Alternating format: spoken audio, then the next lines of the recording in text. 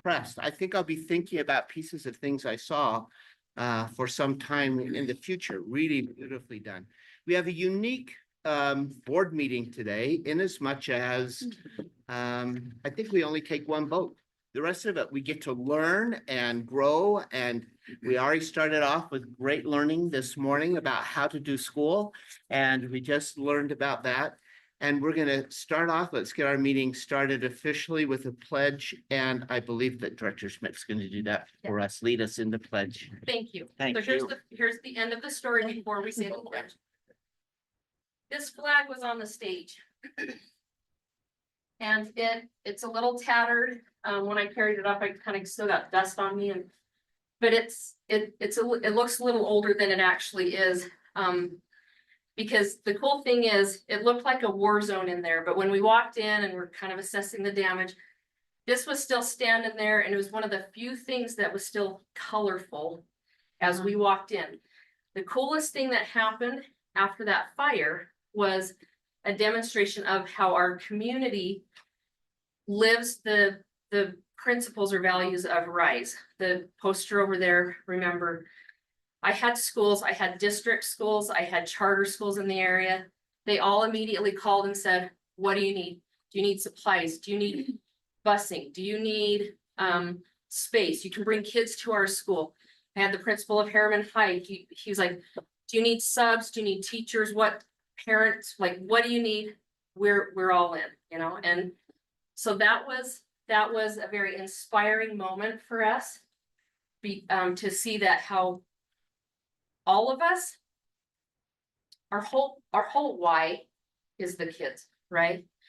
And it didn't matter what school we were from, if it was district or public charter, everybody was wanting to help make sure the kids were okay and still getting everything they needed, and that we didn't miss a beat, and we really didn't.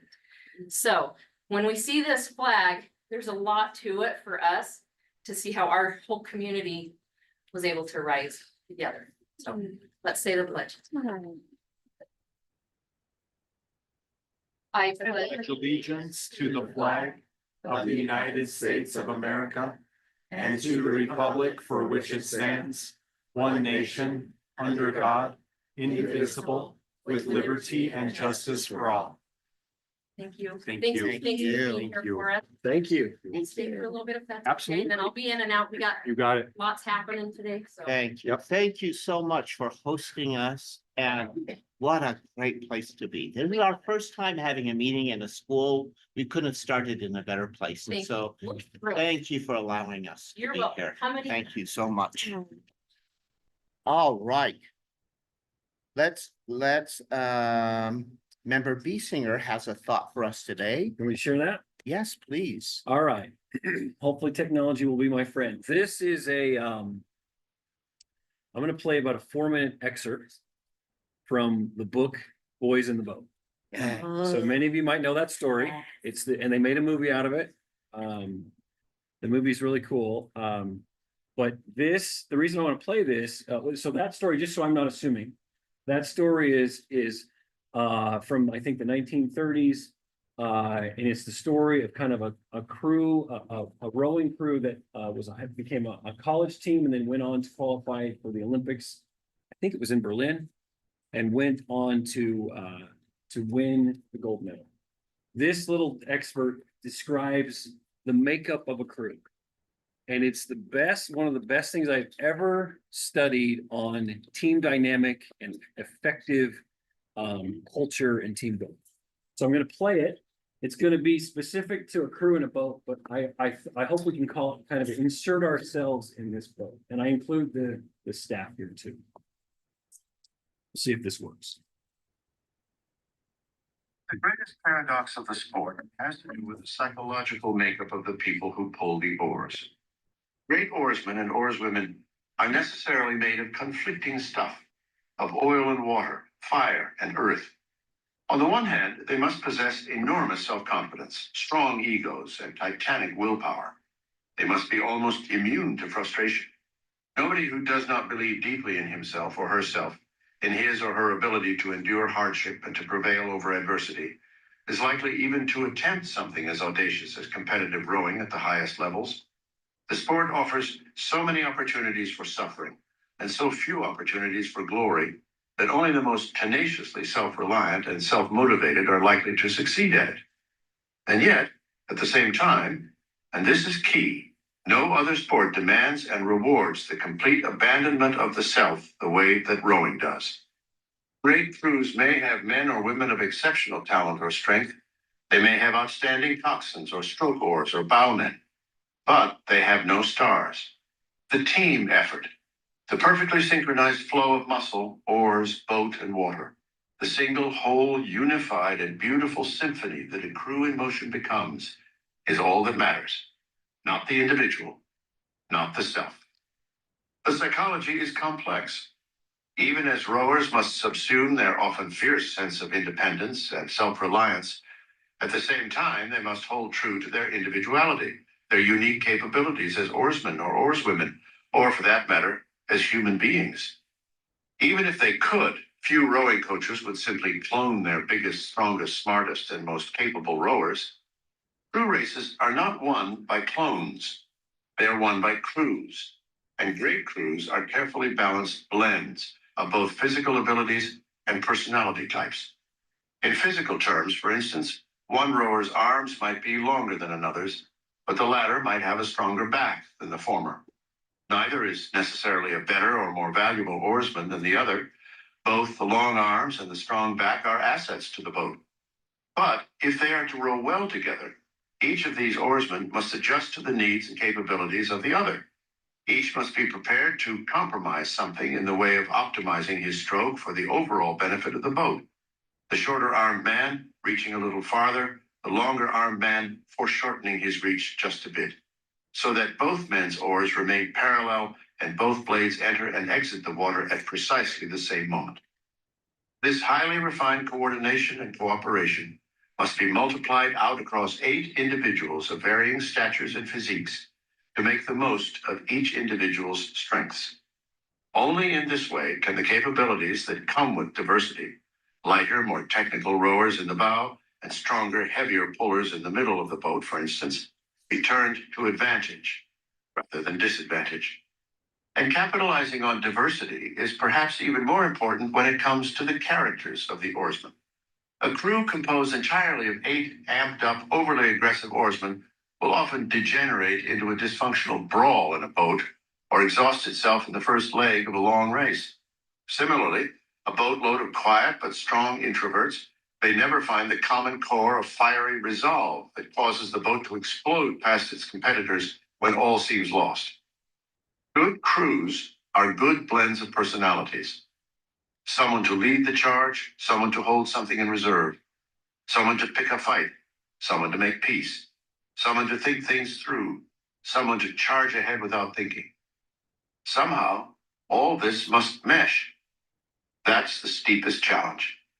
Even after the right mixture is found, each man or woman in the boat must recognize his or her place in the fabric of the crew, accept it, and accept the others as they are.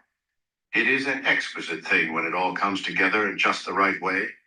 The intense bonding and the sense of exhilaration that results from it are what many oarsmen row for, far more than for trophies or accolades. But it takes young men or women of extraordinary character, as well as extraordinary physical ability, to pull it off. Pretty cool. So I just will add a couple of comments. I have grown so much by being able to be with all of you. And I just want to highlight things. I'm going to highlight each member of the board, but I just want to give an acknowledgement to the staff too. I'm amazed by this group. But member Cisneros, passion for culture, keeping things small, so well articulated. I have also noticed that there have been a few meetings where I and member Cisneros maybe saw an issue differently, voted differently, but I'm absolutely convinced we are both rowing in the same direction. Member Olson, who I don't see here, a sharp mind, concise thoughts, gets to the issue.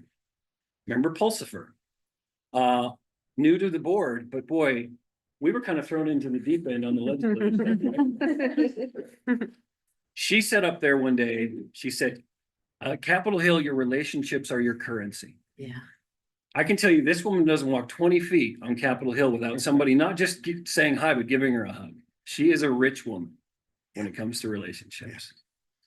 Vice Chair Spiker, passion for good schools, kids, teachers, really passionate.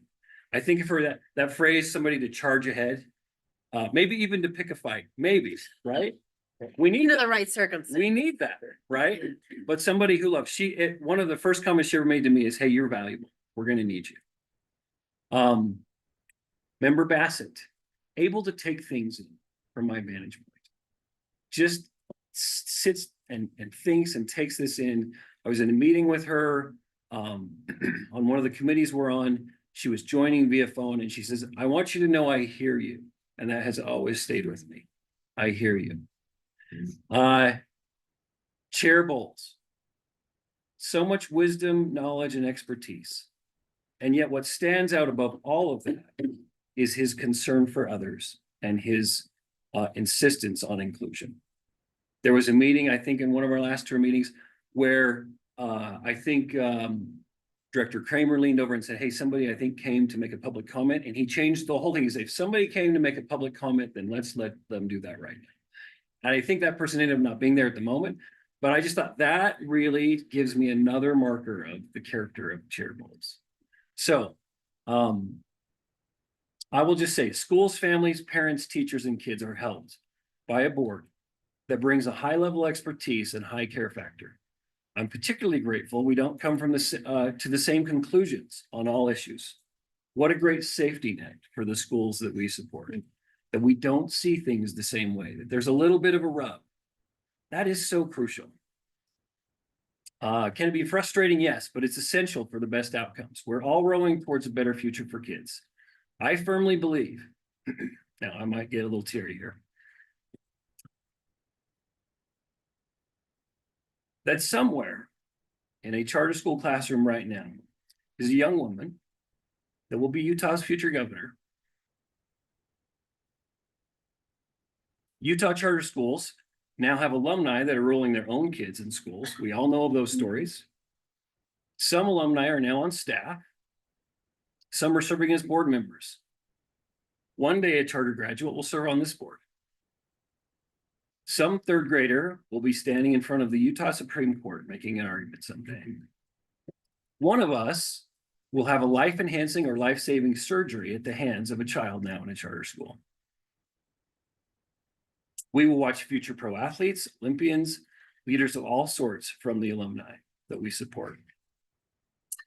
Charter school, but most charter school alumni will be that wonderful part of Utah which makes up that quiet, volunteer-minded culture of our state. So I'm glad to help kids. I believe we're all rowing in the right direction, and I'm grateful to be rowing with each of you. Thank you. Hey, I'm gonna breathe for a few minutes before we continue. Thank you so much. What if we came for nothing more than just that? Wow, these last 2 months, particularly, we've had such strong words of wisdom, and I'm so appreciative. I know we each are. I'm expressing that for all of us, and that we can individually say that as well. So good. May I make Yes. a request? Yes, ma'am. Based on just even the past 2 months, but all of the months. I am always so moved by our member comments, and I'm so glad that this is part of our board meetings.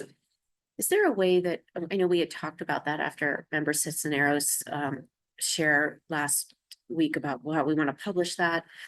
I would love it if we could collect these in an archive or something that we share on a yearly basis as our kind of our words of wisdom, as they're just every month. I mean, every month they are so powerful. I think about the readings, the excerpts, people's personal experiences. They make me a better person, and I would love to selfishly go back and read them. I don't know if there's a way to do that, even as simple as a Google Drive, but or like a journal of, I don't know. Yeah. This is my, now I'm like, and we can create this and we'll publish it. Yeah. No, I don't want to do that, but just something.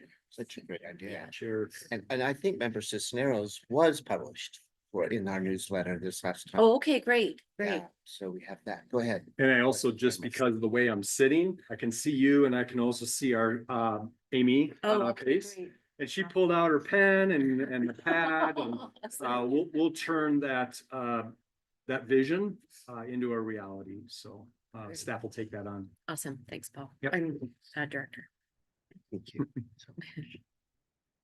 Yeah, and I didn't say at first that Member Olson has joined us online, and so I want to make sure that we recognize that as well. He is with us online as well. So thank you, Member Beeson, for a beautiful start for us. Thank you so much. Do we have any public comment today? Anyone online or anyone who wants to speak? Okay, then let's move to the consent calendar. This is our big vote for today, so we take it very seriously as we look at our consent. Does anyone have a motion or is there anyone who needs to pull something from the consent calendar? Chair, yes. Vice Chair.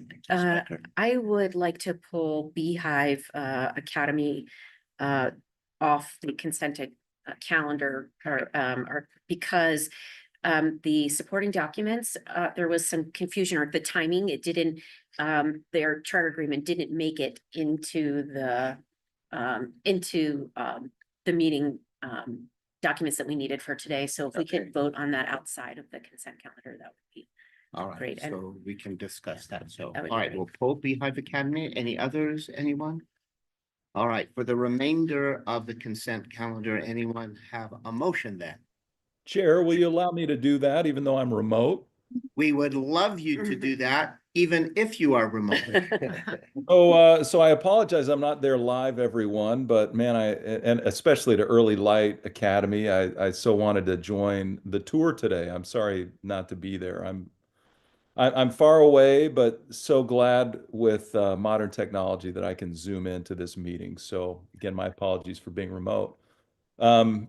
Well, I know this is a momentous occasion, dealing with the consent calendar, but I would love to move that we approve all of the consent items other than the Beehive item that was just removed. All right, thank you. Member Olson, we do appreciate that. And is there a second to that motion? Second that. And a second from Member Cisneros. Any discussion on any of those items? Not seeing any. All those in favor of the motion to approve that consent calendar with the exception of Beehive, say aye. Aye. And any opposed? So that passes. Let's now talk about Beehive Academy. Vice Chair Spiker, do you want to lead that discussion at this point?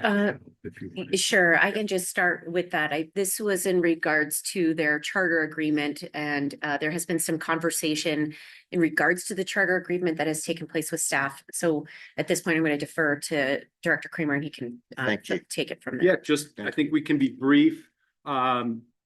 Beehive is wanting to sign the agreement as it is, as the authorization committee reviewed it. There was some back and forth with their representation, their attorney and us. They were looking for some changes in the agreement, and our AAG weighed in on it and said, we don't need to make those changes if we don't want. We could make those changes if we wanted. No legal opinion from our AAG. And so I just kind of worked with the director and then also with their attorney, and said that at this time, our board is using the agreement that we have in place. We can always make changes in the future, but it is an agreement that we just recently adopted and that our board intends to use that agreement for a while. And so with that, our authorization committee reviewed this agreement. It did not make its way in as a supporting document in the consent, which is why you pulled it, Vice Chair. But we still would really, as staff, think that it would be favorable to vote to approve this because it's gotten the review from the authorization committee, the approval. You haven't put your eyes on it, board, but our authorization committee has. The agreement has not changed, even though there was a back and forth about the potential of it changing. Anything else, Associate Director? The reason that this agreement was coming for an amendment was there was the recently approved satellite for Beehive that happened in January. And so that was the addition that was coming in their agreement. And so that's what necessitated this agreement coming forward. So that's the addition that yeah, that our board also already approved. So it'd be good if our board did take a motion to approve it, but we also understand you didn't put your eyes on the supporting document, the agreement itself. We thought just giving the context that it hasn't changed, that our authorization committee reviewed, should be good to go. Any other discussion, members of the board? No, with that, then I would be happy to entertain a motion if you're ready for that.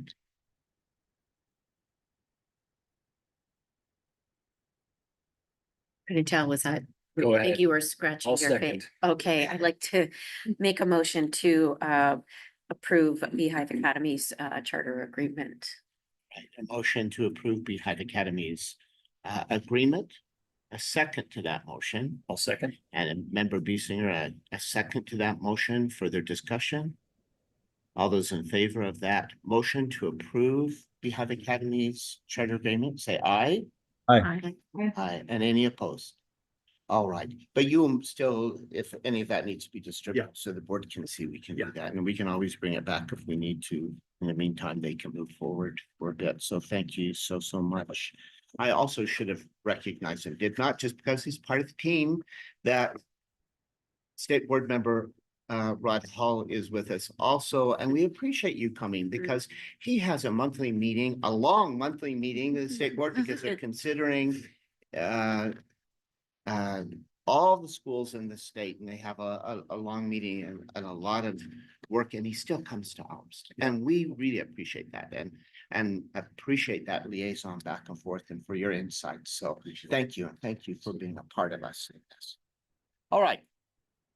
With that, I also want to mention, I think all of you saw, did you see that our team was was accepted in the A-game? Are you gonna say something about that in your report? I'll wait. Okay. All right, I won't say it. I just don't want it to be You can lost steal the thunder. today. I will leave it because I don't want that to be lost. But I do have two things that I want to, if you'll give me some privilege to add just before Director Kramer's report. And I didn't put on my watch this morning. Oh, good, there's a clock right there, so I can watch that, and my phone's in the car, and anyway, so all the better, then I'm not tempted by any beeps on that phone. So I was gonna say that all things good things come to an end, and this really is a good thing, but I'm gonna say it more like one shade of color in the tapestry has completed, and that tapestry is continuing to be created and go forward. But today is my day to resign from the state charter school board. And so I am distributing, this is a copy of a letter to each of you to say that, and if we need more for any documentation, I'll give that to you. But I will be with us in this meeting and in the May meeting, but will not be able to continue beyond the May meeting. And I have so enjoyed my relationship with all of you in service here on the board. But that's all I need to do to announce that, so that you will know that that's true, that that's coming, and you have just that brief statement to do that. And I'll say to Member Hall to that, copies of this letter also go to leadership at the State Board of Education, because my position is one recommended to the governor from the State Board of Education.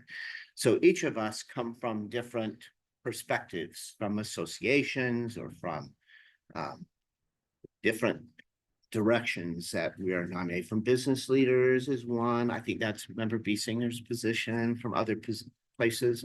But my position is recommended by the state board. So this is something the state board should consider, is a nomination to the governor to replace my position here on the board. Thank you. Knowing that, I'm going to make one request that I would like before I go, and ask. I kind of mentioned to Maria a little bit. I would love to kind of take a temperature and know the state of the state, know where we are relative to our schools. I'm requesting, we have used in the past, we haven't done it for a while, and it's partly we've had a transition of director, and we've had some other things that we've made some transition with, but we have had we did for a while, at least annually, I think. We send a survey to all of our schools, our authorized schools, all the schools in our portfolio, to say, how are we doing? What can we do to support you better? What are the things that you want us to continue to do? What are some things that would, if we would add this or subtract that, that we could maybe help you even more? We talked about right from the very first, the supportive authorizer that we want to be. But to do that, we have to know, are we being a supportive authorizer? If it's only from our perspective, it's not a full view of all of the parameters and all from all eyes. So I'm requesting that we do that in a way, maybe, Marie said we have a Google survey. We have survey questions that we have vetted. I know we also have access to Qualtrics software, that, and I have the name of the individual. It's on my phone, but I'll get it for you if we need to. That the state of Utah purchases access to Qualtrics. I think all of our LEAs have access to that Qualtrics software and that instrument. We might as well make that purchase worthwhile and have them earn the money. And we could, either through Google or through Qualtrics, as long as I want to be very sure that each LEA can respond to us, each school can respond to us in an anonymous way. And I think all of us want that they can respond anonymously. If we can just send a link that they can just log in without identifying who they are, unless they want to. Maybe there's a line that says, I'd like to talk to you about this further, or I want you to know who I am, so you know these comments are for me, and they put their name, and they could certainly elect to do that. Part of me, and Stephanie will know why, I'm so trained at the university, we have to go through an IRB process for every piece of research that we do through the Institutional Review Board, and we're so careful about maintaining anonymity for those folks. So that's important to me. It's so ingrained in me now to make sure that that happens for individuals, that they can be anonymous unless they elect to disclose who they are. So if we can do that, could we on the May agenda, and at this point we haven't completely set it, but I don't think there's a lot on the May agenda at this point. I would love to see a report back to the board. These are the things we've learned from our schools. Even maybe, I don't know if it's useful to look at how we, the former surveys, and if we've gone up or down in some areas, how we've done. That may be better going forward, but to get a baseline at least so we can see it, unless anyone has an objection, can I make that last request to do that? I would love to see, kind of a state of where we are, and you can't go forward unless you know where you are, right? You can know where you want to be, but if you don't know where you are, you don't know how to take the right path to get to where you want to be. So I would love that. In light of rowing, we've got to know where the goal is, right? We've got to see where the end of this leg of the race is, what other races we're going to be accomplishing. And so in order to do that, we have to gather information from all those involved. So thank you. If I can help in any way to do that, if you need me to vet anything, any of us to look at surveys, I know that some may have comment relative to information that you'd like to gather. So I don't want it to be a burden to schools because I'm asking for it fairly quickly. And this is a busy time of year. So it needs to be something they can do as a baseline fairly quickly and that it's not a huge burden, but if we could, if I need to send a begging email to everyone saying, No biggie. please respond because it will be so helpful to us. We want to do better. And we want the absolute truth of what's working and not. And if we can't fix things if we don't know they exist. So I would so appreciate having that in the next month. Is that a challenge that we can take? Thank you so much. I know that adds another, you're keeping poker faces. I know it. If I'd been on the other side of the table, I think, oh, geez, he's got another one he's asking us to do, and I would just smile and do it. So you're very kind to do it. Thank you for indulging me. I'd love to, just as I go out, to kind of see where we are at this point and know, how things are going, and I so appreciate it. Well, but that's all that I needed to say, and let's move to Dr. Kramer's report, our executive director's report. Thank you. Great. We are all over it. Staff will be very happy to support that. Thank you. And after I know our staff and our board has time to process your first announcement, that there may also be a gratitude portion of the May meeting. I'm certain of that because we all have tremendous gratitude for your service. And we expect a smooth transition because of your leadership. You've set in motion that change is possible and it's going to be good. Because of your leadership. So with the executive director's report, I just first wanted to talk through board member replacement and also the chair and vice chair positions and elections. Because we're part of the executive committee, we were privy to this just a little bit ahead of some of you others. And so we wanted to make sure and restate some things so that you kind of understand. This isn't up here right now. I'm just going to speak to what this is about. So board member replacement, as our chair mentioned, this member is nominated by the state board.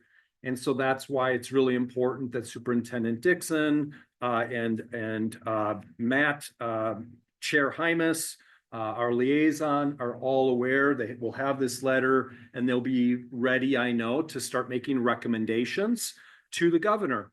Because as we know through the exercises with Member Biesinger and Member Pulsifer, that it's an appointment by the governor after the recommendation from the Utah State Board of Education and then confirmed by the Senate. And so it does take a little bit of time for this to come to fruition. Our timeline will be ASAP, but who knows what ASAP really means. It could be July or August would be ideal, but it could be a month later, depending on the recommendation, the appointment, the confirmation. And so part of this executive director's report just wanted to plant this information into our board so that you know what to expect with just board member replacement. Not easy to replace. I'm just going to throw that in there quick again because I seem so dry about all of this. But now let's just talk through the chair and vice chair positions because in addition to be a member is our chair and we have our vice chair. And so just wanted to talk that through. The first part was guided by statute 53G5201. The second part is guided by our newly adopted bylaws. Those are done now. We have some formatting things, but our bylaws are done. And so if the chair vacates, the vice chair becomes the chair for the remainder of the term. We've now clarified that our term is a fiscal year. And so this automatically means that we have leadership per our bylaws, and our chair will be Vice Chair Spiker at the end of that May meeting. And that's part of our bylaws and will be for the remainder of the term. If the vice chair vacates because our vice chair is going to be moving into the chair position, the board elects a vice chair for the remainder of the term. And so in our May meeting, we can come to expect that we'll have our board vote for the vacating of the vice chair position for the remainder of the year. And that's just a short, but nonetheless, it's a step that we'll need to take. Vice Chair Spiker has already made clear that she will be seeking to become the chair-elect. And so that is something just in our executive committee meetings and just some additional conversations. She's been by the side of our chair and been a valuable member of our board. And she will be seeking for all of our board members to consider, not to finalize in this meeting, but to know, and that you have that information, that she will then be looking to take that mantle, not just for that interim, but then going forward for the 7/1/25 to 6/30/26. So we'll see how that finalizes itself in our next meeting.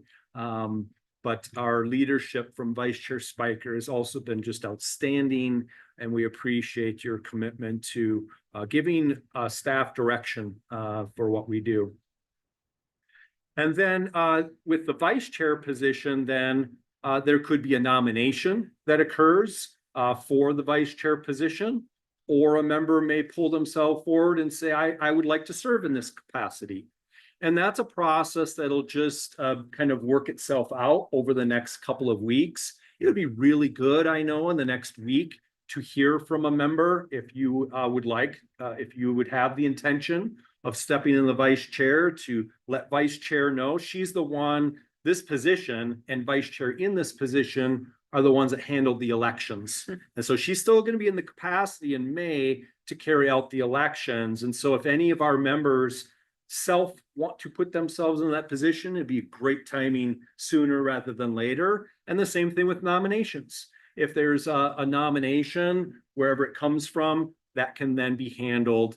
Now, if there's no contest for either position, then there's a vote that happens in the May meeting. Okay. If there's no contest for the chair position, we vote it out. If there's no contest for the vice chair, maybe there's one person that said, I want to do or nominated, we just vote it out. It's pretty easy, straightforward. If there is a contest for either of the positions, then we follow a process that's outlined in the bylaws. It's not a long process. It's a simple process of which I would be privileged to be a part of. And then we would just go forward with that. To sum all this up, we really would like all of this to occur in the May meeting, because we have both our leadership intact in both positions to both take care of the interim and then to also take care of the election for the following fiscal year. I had no PowerPoint to kind of guide you through all that, but we thought it was important to share the logistics, kind of the details, because we feel really good about the future, even though we have gratitude for the service and know that a change is taking place. So, and I can't wait for the next meeting. I'm going to throw my little thing again for that 15 minutes where we do show our gratitude for your leadership. So that concludes just kind of like the election of the appointment and confirmation of a member, and then also the positions and election of the chair and vice chair, so that our board can A, know that there's a plan, and B, just be thinking about it for what takes place in the May meeting. This part of the executive director's report, I do have a slide for. And for this, I would just like to remind you that the accountability framework is in its 30-day public notice period. It's in UCAP. Sits really nice in UCAP, waiting for public comments if there are any, if there is any. We're about 10 days away from closing that out, which would be fantastic, so that we have that tool to use as we support our schools. Second, the State Charter School Board will be presenting at the National Charter Schools Institute A-Game convening. And I'm going to give this over to either Vice Chair Spiker or Associate Director Stephenson to just give us the commercial or the kind of like the highlight of what this might look like. I know you're the presenters. Well, Marie, I don't have sorry. Associate Director, I do not have it pulled up yet. I can maybe one just want to share the title and maybe a brief snapshot of, would you mind, can you pull that up while I chat for just a second? Yeah, no, You want me to- yeah, go ahead. Do you have it right there? Of course you do. Excellent. Yeah,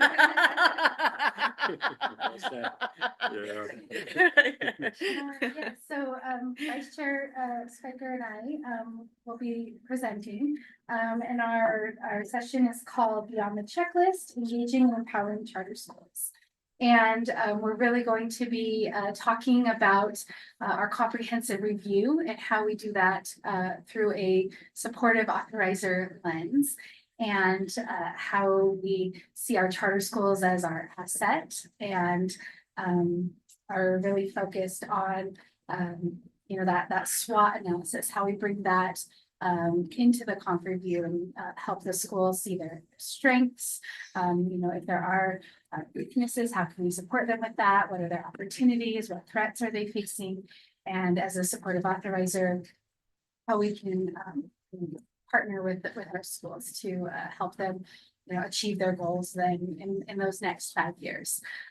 Our session will also have some like role playing and the ability to kind of walk through a little mini comp review, and we're just so pleased and excited and happy that the selection committee has chosen Utah to present this time. Yeah, just honored, humbled, thrilled. And then just to remind everyone, we've also been nominated for an award, 2 awards. That's right. So we feel that this could be a fantastic showcase for us and the work that we're doing in Utah. Of course, learn from others, but then really set us up for moving into the next year of continuing to share the work that we're doing on a national stage. So just excited about that. So good. And Marie and I submitted the materials for the nominations that we have for those 2 awards. We had a fun time doing a little video and doing a joint biography, because we'd like to, if we win it as co-leaders and on behalf of everyone. So fingers crossed and all those things. And then all of this we think aligns really well with your strategic plan board. We wanted to present nationally. We wanted to, be recognized nationally. And so we really think this is not just a one-off. This is based on your strategic plan. And so, and then we are so excited to be here at Early Light, and our future board meeting is going to be at Beehive. We think that every spring that we'll have 2 of these types of school board meetings. We won't be able to do them all year because it's a lot of work that goes into this for all, but to do it in the springtime when there's good travel and things like that. So come early on May 8th to Beehive Academy. That'll be our 2 of 2 school board meetings that we're going to have, we think, each year. We might add a 3rd in the future. And we just wanted to already let you know on that. That then concludes the executive director's report, unless there's any questions or comments or anything. Anything from board members? Thank you. Thank you so much. Thank you for that report. It's really wonderful, that A-game opportunity. That's a big step forward for those of us who've been doing this a little bit of time, and some have been doing it longer than that. This is really a big step forward when they were kind of wouldn't recognize the work that we are doing in Utah, and that's changing, and they should change, because the kinds of things we're doing, others should learn from. So it's really is exciting. All right, we're ready for now some workshops, which you'll see, I believe, well, at least in May, well, and we'll see going forward, that's up to y'all. But we'd like to, our discussion has been to include some workshop things. Sometimes for boards to make good decisions, we just need information. We need some information that we can consider and think about. So to add a little workshop session to each of our meetings when possible, if we can carve out the time. It might be harder in the fall or in January when we're taking those big votes relative to authorizing schools, but to add a workshop would be useful. Today is going to be a good taste of some potential kinds of workshops, just for some learning of what's been going on, so we can know what's happening and can speak intelligently. If anyone said what's happening and we have to say, I don't know, this way we can have some information, some knowledge of what's happening. So if we can begin, Amber Hellstrom, our Amber is going to now present a workshop item on UCAP and tech update, our UCAP system and some technology update for us. it's important for us to use. All right.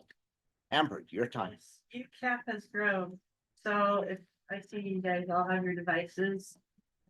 I'm gonna first talk about what UCAP is, but then like the second half you did explore with me, so if you wanna get them out. If you know your login, go for it, log in, if you don't, staff can help you, or I can help you like later on today, get in, so. You don't need a login for a lot of this, but if you wanna see like some extras, good. So yeah, my name's Amber Hellstrom. I've worked here for like 8 years, over 8 years. I love my job. I love taking this website and making it useful. It's been a super fun job. So to start, please like go towards you use that URL up there, the ucap.schools.utah.gov. Let's go ahead and put that in. It should load to the home page. So UCAP is owned by the State Charter School Board. It's our central online resource for understanding Utah's charter schools. This powerful yet user-friendly web application allows us to organize and transform complex information into clear reports and dashboards.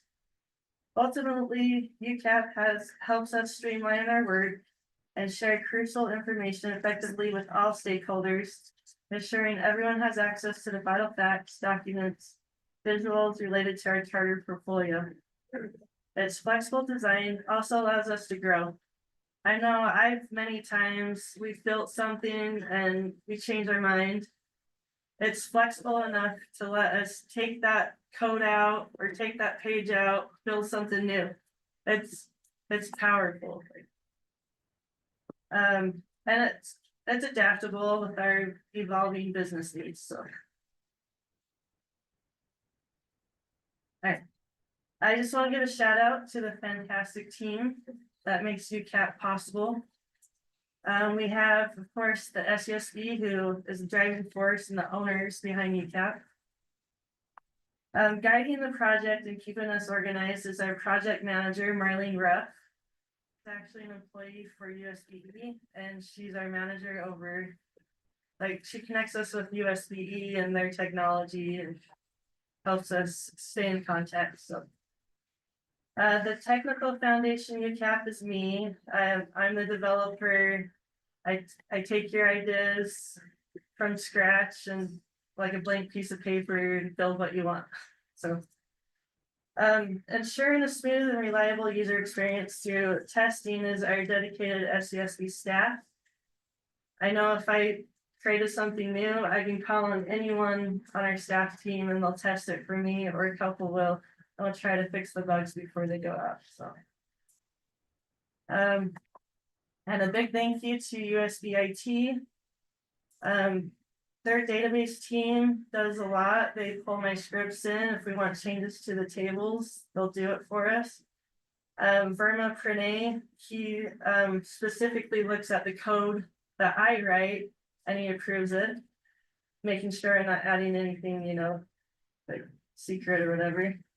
And then Matthew Ricks, he just recently did something major for us where he took our deployment technology and he put us into a couple new systems, which I'll briefly talk about later. So huge shout out to USB. They've been great partners with us. So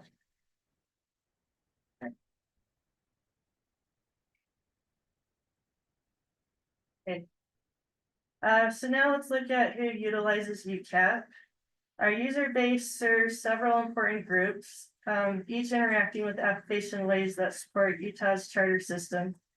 This includes SCSB board members and staff, USBE staff, charter board members, charter directors, business managers, and then we have included the public this past year, so we have a lot more stuff that's available to the public as well.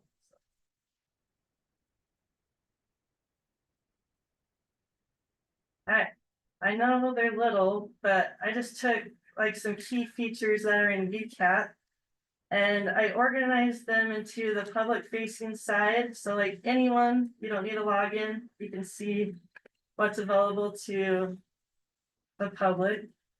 And then on the internal side is where, depending who you are as a role, like, are you a board member? Are you SCSB staff? This is more like you need a login and you see extra stuff. So public facing stuff versus internal, we have a mixture. And that's why you need a login when you want to look at certain things. So for the public, this means easy access to charter information, news, governance, support resources, and key reports like accountability and financial data. Internally, UCAP equips us with the necessary tools for data management, assessing school profiles, ensuring effective oversight, and streamlining communication with schools via email and document sharing. In essence, this dual approach makes UCAP a central platform for both transparency and efficient management of Utah charter systems. Does anyone want me to leave this slide up any longer? I know it's kind of like the main key features that are in UCAP, so look at it. All right, I was asked to just kind of briefly say like what's kind of new in UCAP this year, and then kind of where we're heading into in the future. So just brief, I swear. So we did make a lot of changes because we have been starting to separate from USBE, and that does include like data, like what are we going to share, what are they going to get, you know. And so behind the scenes, we made some changes to our data and how we relate with USBE. We've created a new API and data manager page that should help us like share back and forth. It's still in the works, but it is in progress. Just it's gonna be good. Then to ensure more reliable and efficient updates to UCAP, this is where Matthew came into play. We adopted our deployment tools. So now we use TeamCity and Octopus, and it helps automate our deployments. So we do some new fixes, some new code. We use these two programs that help us like just get it out quicker and faster. We've merged all resources from our previous SU. I don't know if you know, we used to have 2 websites. So now we've taken the 2, we've merged them all into UCAP. So now we don't need to go to both websites, and it's just conveniently located inside UCAP. We've integrated a dedicated section within UCAP to manage SCSB grants, specifically innovation grants. There's a new page that is in progress. I know we have like 30 plus grant applications already, and I'm actually going to show you a little bit like how to find that if you're interested later on. We've added a section to highlight and share best practices and success stories from our charter schools. So right now we only have 2 entries in this page, but I would like to add, and like anyone could really add like success stories that you hear about charter schools and just put in this page as shared. And now we have dedicated home pages for board meetings and for charter operations. This just makes it easier and faster to find the material in need.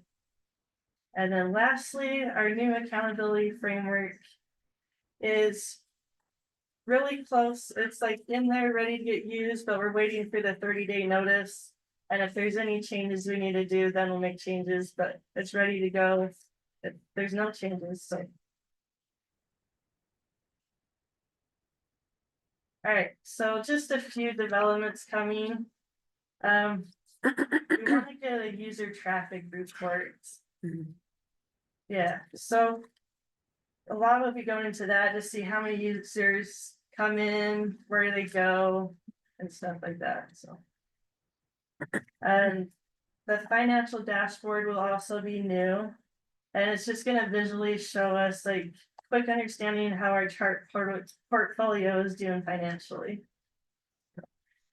And then lastly, I know there's way more than 3. If you look at my list, there's like 100. But this is like a narrative. But charter dashboard, this has been a long time coming. I think it should be one of the most important things we should get in there. But just to visualize a data sheet, like, you know, for each charter school and include contact information, school details such as their mission, vision, grade serve location, school performance, whatever you want in there, like so much more. Just like easy to see, public facing. Alright. Okay, so just to quickly start my workshop, Real quick, yeah, it's just quick is, Amber fields a call from me 2 days ago and I say, Amber, our bylaws, now state that we want, to have the, when you sign your conflict of interest, where does that belong, right? So that public can see it. Oh yeah, I'll put that on my list of things to do so that we can make sure that the public, because that was something that our board really desired. I know that, where does that go? Amber takes those vision calls from us, from myself, and then makes it a reality in this system. And then just the innovation alone grant that she showed there, that was something that we needed a system to manage all the different grants that came in. What she did manages over $1 million in grants that we pushed out in about a 4-month period. And so having a tool like this and expertise like Amber is incredible. And I just wanted to give those 2 examples, how we call her and then she makes magic happen with a team. So, and now you're going to lead us through a little bit of walkthrough. yeah, just the things that are be useful for you as SCSB board members. So again, and just go to that ucat.schools.utah.gov. And the bottom 3 things would be examples of what you need to log in for. The top 5 are just public facing. So again, if you don't have a login, let's get you in today and make sure you get in. So Yeah, not during the meeting, but like, later. We'll hook up at lunch. Yeah. yeah, Okay, good. right. Okay. So let me just get and UCAT myself.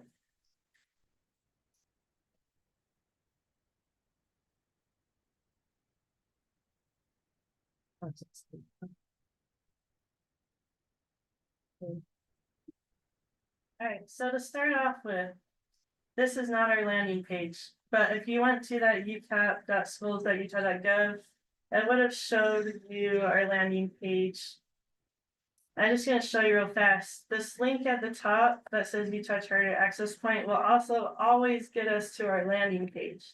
So if you see this gold right here, this is our landing page.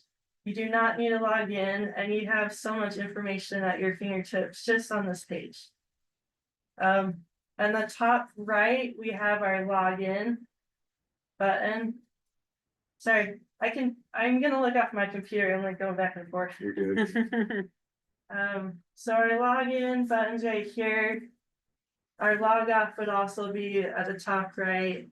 If you don't know your password, you can still go click into this login button. And there's this forgot your password at the bottom there. The problem with this is you have to know your username. If you don't know your username, then you won't be able to do this email setup, forget your password. And if you don't know your username, which I'm not gonna, I do have a pattern of how I set you up, but I'm not gonna let the public know. You would just email someone on staff and we can easily look up your username and give it to you. And then we can either send you a forget password or, So any questions there? So that's something we could do at lunch too, Yeah, if we do. yeah. Okay, thank you. All right, so back If I didn't go back to the landing page again, it's right in the middle. Click that top. On our left corner is the main menu. And you click in there. Go through whatever you want, okay? If you were logged in, there would actually be more items in this list. So this is what's available to the public. Which is quite a bit. We've tried to make it more transparent. Back to that. Okay, so to finish off the home page, there is like our contact us page. You can click through all this. About charters, we're gonna talk about some of this, but there's also quick links to certain like charter operations. You can get to our new charter operation homepage. Here it is. So a user wanting to come in and they're not quite sure how to start a school, or if they want to change their amendments, this is where all that information is.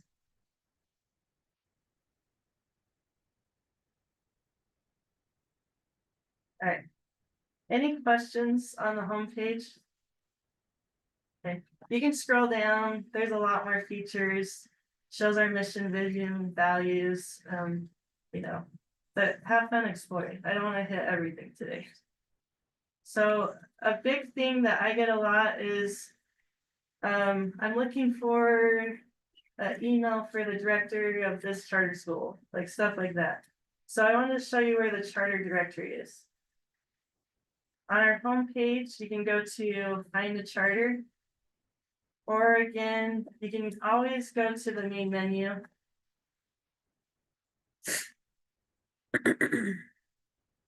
And it's just our main menu under charter directory. You can filter for certain roles.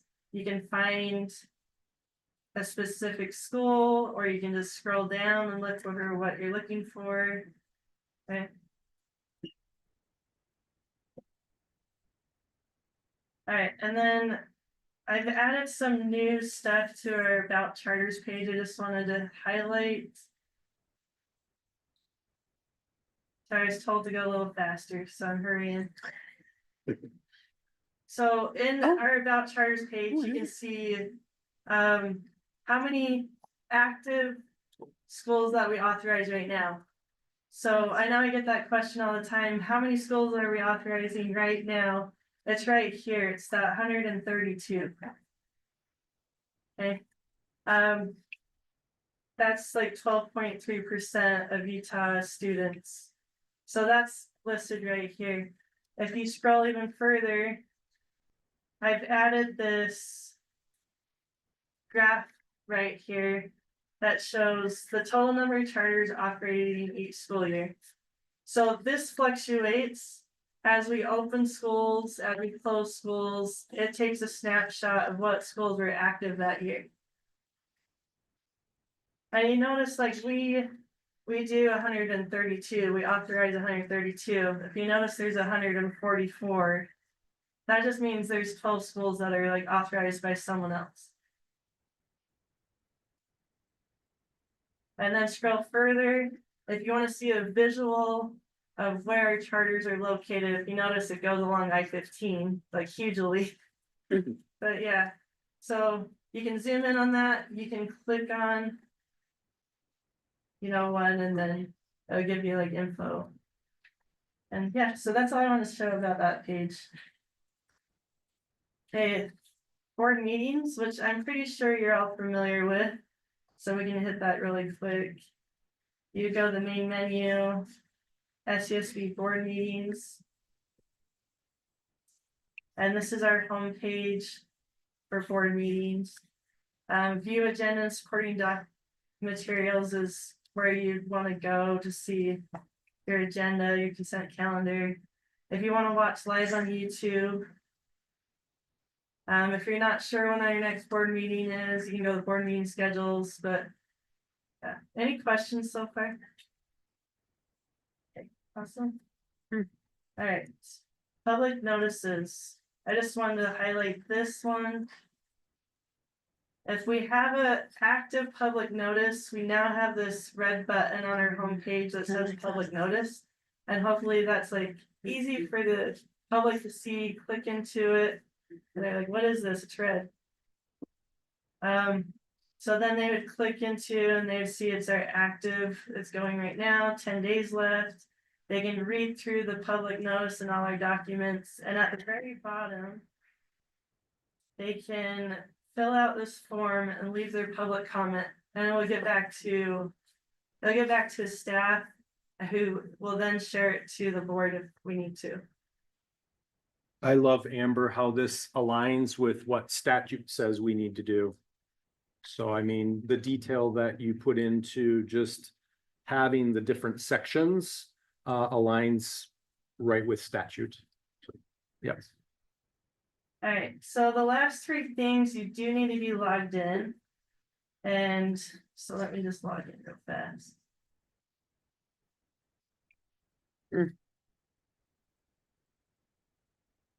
Okay.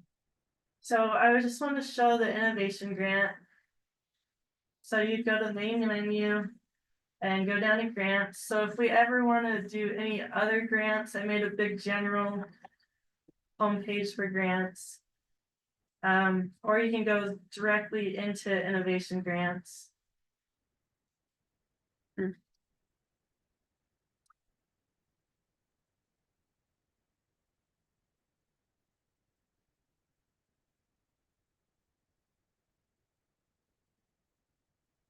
So yeah, you can click into, I'm not gonna click into them because I don't know if it's like private or secure.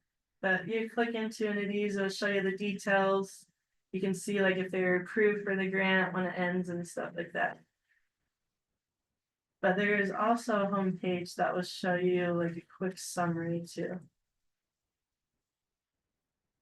Alright, and the big thing is school profiles. I know staff uses this page a lot. So main menu again on the top left, go down to school profiles. You would select what school you want to, I'm just gonna pick the random first one, I guess. Pick a school, and you have a lot of information at your fingertips. We're gonna take pieces of this page and make that charter sheet dashboard that's gonna be more public. But yeah, lots of information in here. There's graphs, there's finance, there's enrollment, there's oversight. Any questions? Okay. And then lastly, I wanted to show you that you would go to the main menu again. And you're going to the Charter School Accountability Framework. And down here, there's this oversight history.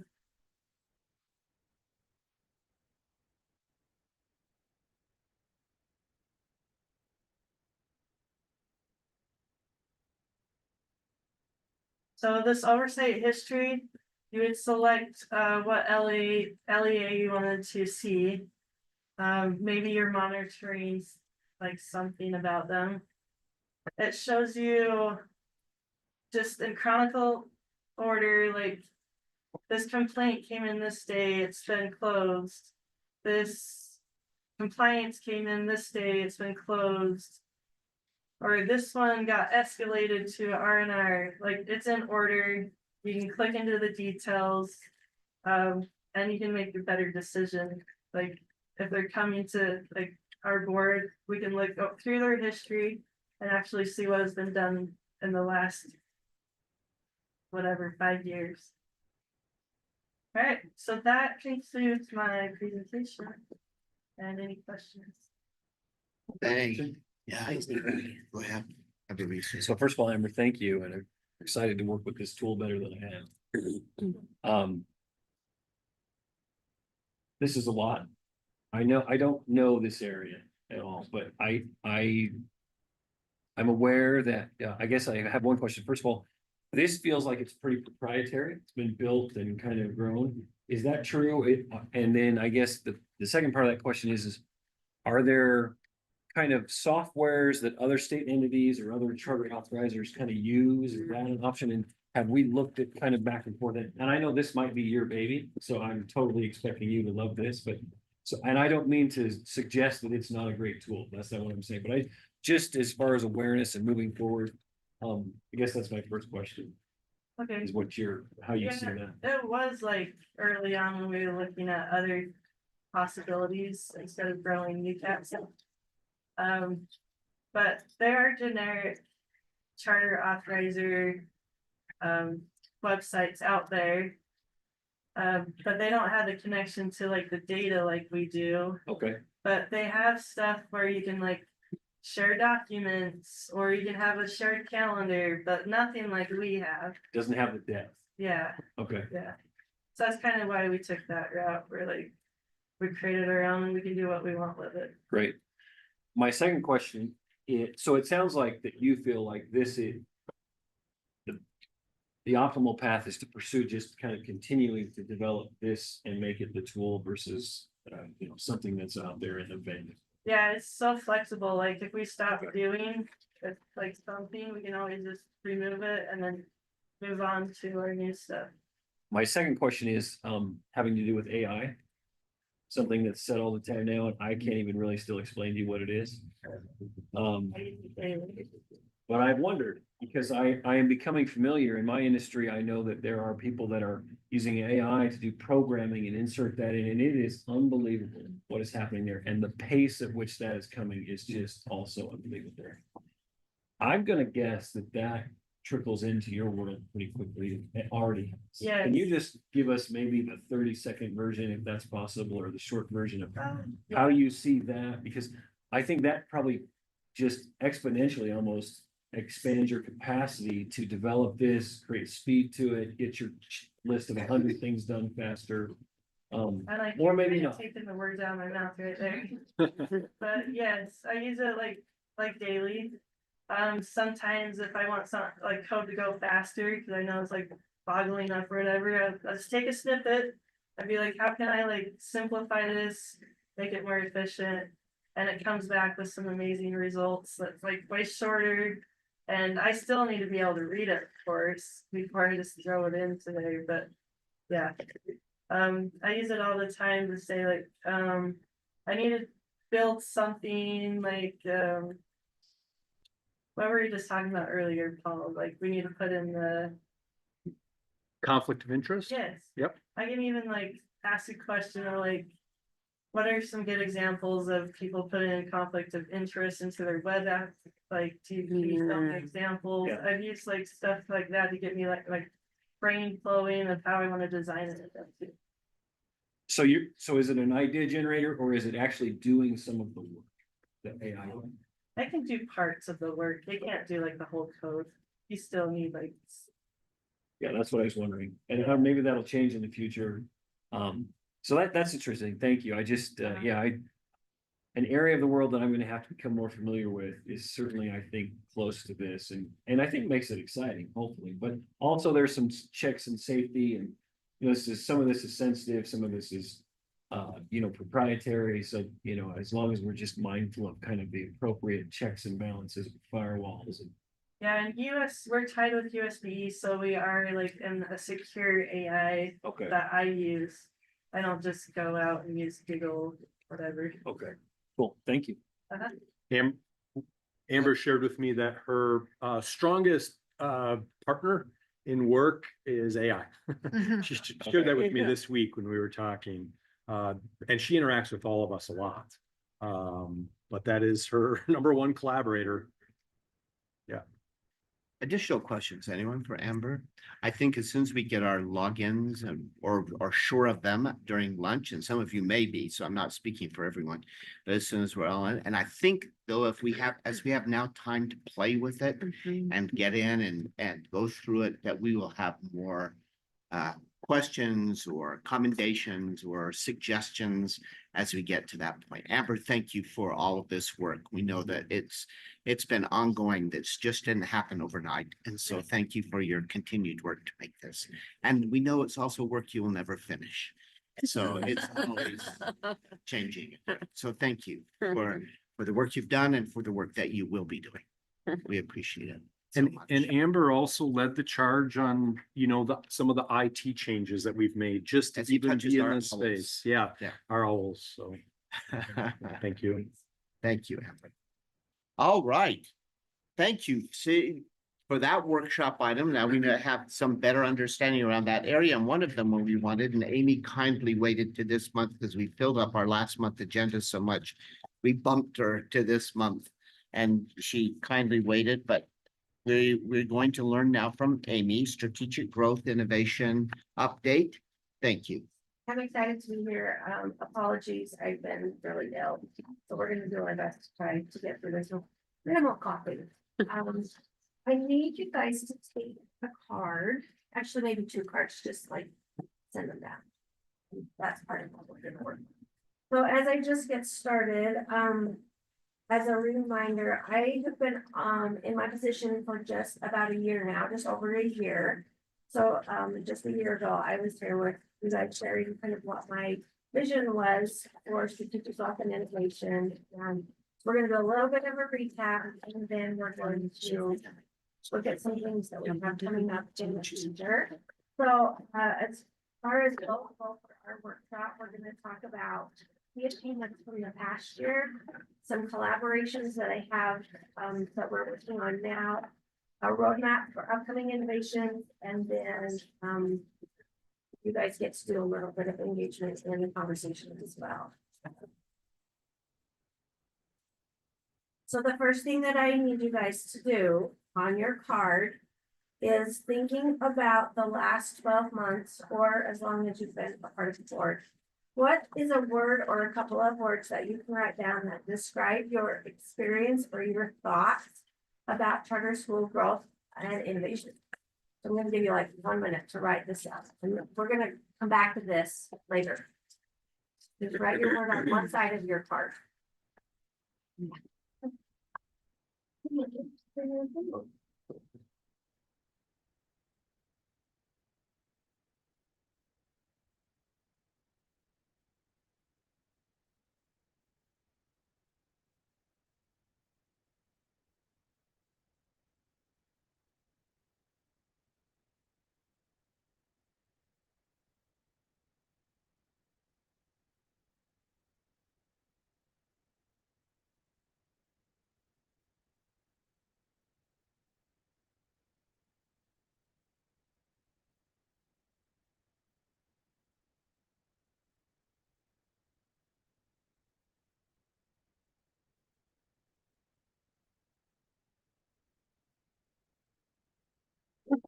One word that you, or a couple of words, or that you think about with growth and innovation. Like you want to do that. We're a little bit behind schedule, so. As a review, this is what I stood up here last year and told you that I thought we wanted to focus on. So collaborative authorization models. We were focusing a lot on the Utah Fits All scholarships and where our charter schools fit in. I spent quite a bit of time working on that innovation grant that Amber was showing you, as far as coming up with some policy and procedures, training for the schools. We spent a bit of time working on charter management organizations. That's an area that I had some learning to do. And to see where that fits in with our Utah model. I also spent some time last year reviewing and visiting schools and learning more about schools. One of the coolest things I have found about charters in Utah is that we have so many different models. I spent some time unpacking House Bill 301. That was right at the beginning of my role last year as we just came out of legislative session, and there was a lot. All good things, but a lot of things. So this is kind of where we started. And these are still things that I work on in different capacities, depending on where they fit into the other goals. But I did want to kind of review where we started last year. So now to talk about the things that I have been able to accomplish with your support and the support of Dr. Kramer and executive assistant. This is what happens when you take too much cold. And Marie has been so supportive. We started right off last year with our lunch and learn. This was a lunch and learn where we were focusing on supporting our charter schools with the Fits All scholarship and how they could participate as a provider in that program. And there's been some changes that have come about with our last session, but Utah Fits All is definitely a space that some of our charter schools participate in, and it is definitely part of their funding model. From there, we jumped right into the A game convening, which was a huge learning experience for me to start immersing myself in the authorization side of charters. And we had a lot of fun. Marie and I toured around. Paul and I, we all wandered Chicago and I learned a lot. The other great thing that happened at the A-game convening is that we met just in the lobby of the hotel, the people from the Lunchstand Foundation, and struck up a conversation with them that has turned into a huge partnership and collaboration for our schools and for the board. Cohort 1 is just about finished. The participants this year have met in person. The leverage that people have been out here, they've visited schools, they've offered tons of feedback and leadership experience, and it's been really impactful for our schools. We're going to come back to that. We've also know a lot about our innovation grant, and we've given out just over $1.1 million to schools. It has been the coolest thing to see how that has impacted the schools and the students and the communities where those grants are being administered. We also I've spent a lot of time working on the 25 and the impact report. I had impact reports spring with me and they are sitting on my desk. So they're not with me, but you guys should have seen those from the event. And we have plenty of copies of those without. Those are ones to give them. Another big part of what I've spent a lot of time working on is communication.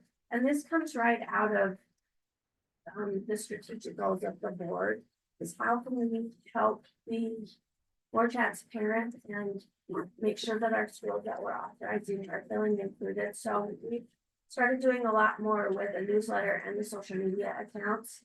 And you guys have all had your opportunities to participate and will continue to participate in the newsletter because I want to keep doing those board members spotlights and be sharing the things that we're working on there. That brings us into our lunch and learn for 2025, which is tomorrow. If anybody is available and wants to attend, tomorrow's session is going to focus on how creativity and kind of thinking outside of the box can help schools with their facilities. We have a generous sponsor tomorrow. Roundtable is sponsoring our lunch, and we have about 30 people that have signed up to come participate. Awesome. It's going to be a really good event. I'm super excited about that. And then lastly, we have our innovation cohort professional learning series, and this ties in with our grant. And this was yesterday.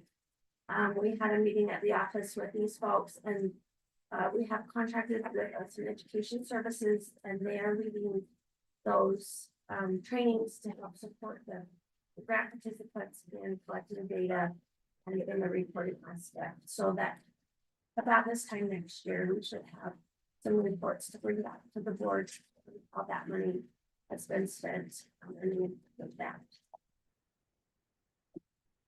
All right, so on the reverse side of your card now, I would like you to think about 3 things that in hearing kind of this overview, what are 3 things that have resonated with you about the projects that I've spent my time working on? What resonates with you? Which things do you think have been impactful? And then I want 2 things that you want to see or know more about. And then 1 thing that you think I could improve on. So it's a 3, 2, 1. And the instructions are up there, but I can read them again. Because just like Carol said, I value feedback on what we're working on.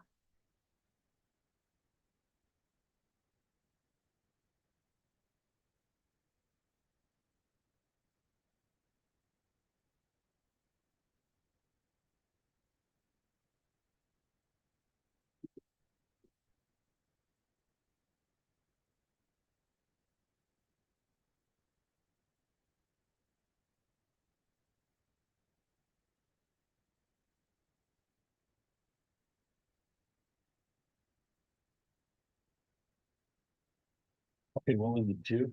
Two things that we would like to know more about. And it could be two projects or it could just be two ideas of areas that we could explore with development innovation.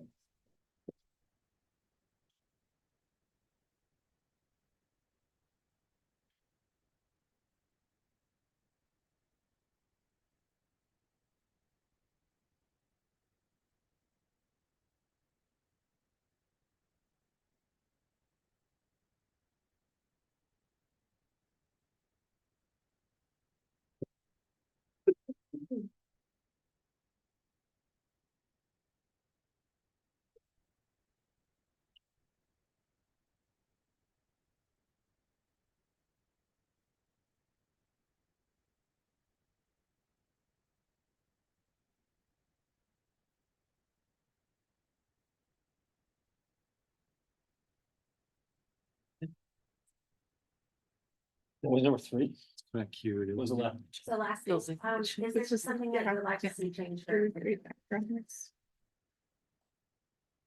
You can't read my handwriting, I'm at lunch. I was. Okay. for a long.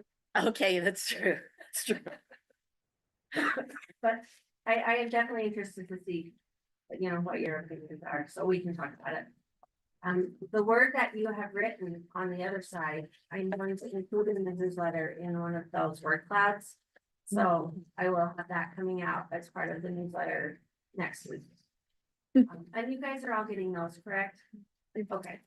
You don't get them? You didn't get March, did March come out? I didn't see March.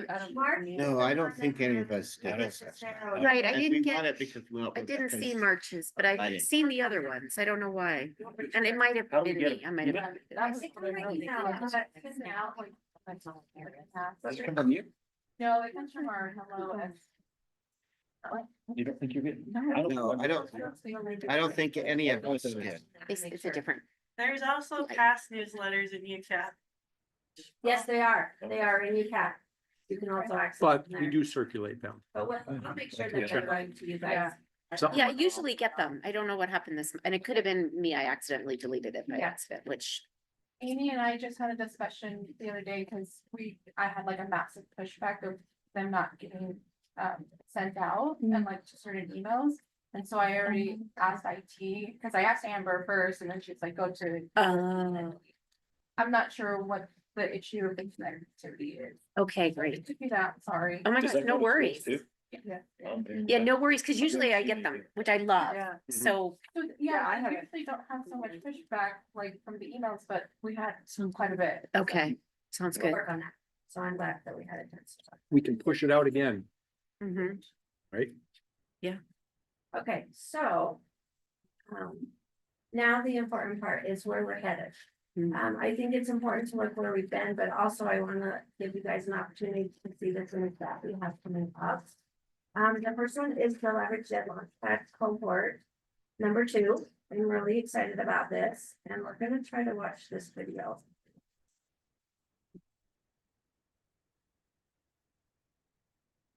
So. Here. I need help. Are they gonna, How do I make there's this only number? one to our June meeting? To talk about. Probably on this. your Is it computer. agenda? Do we have, like, looking ahead? We can look at it. I think that would be great, just a Okay. quick, Yeah. to hear from those directors Yeah. about their experience. Maybe we can put back a job vacancy. Oh, yeah, I'd love to hear, because I did hear from one of the directors that they're planning to do this again next year. So I think that would be beneficial for us. I think that's the best opportunity about other privilege being part of our founding. Huh? I'm not sure firsthand how inspiring and how incredibly challenging. I think it's bleeding back through and you can really hear it.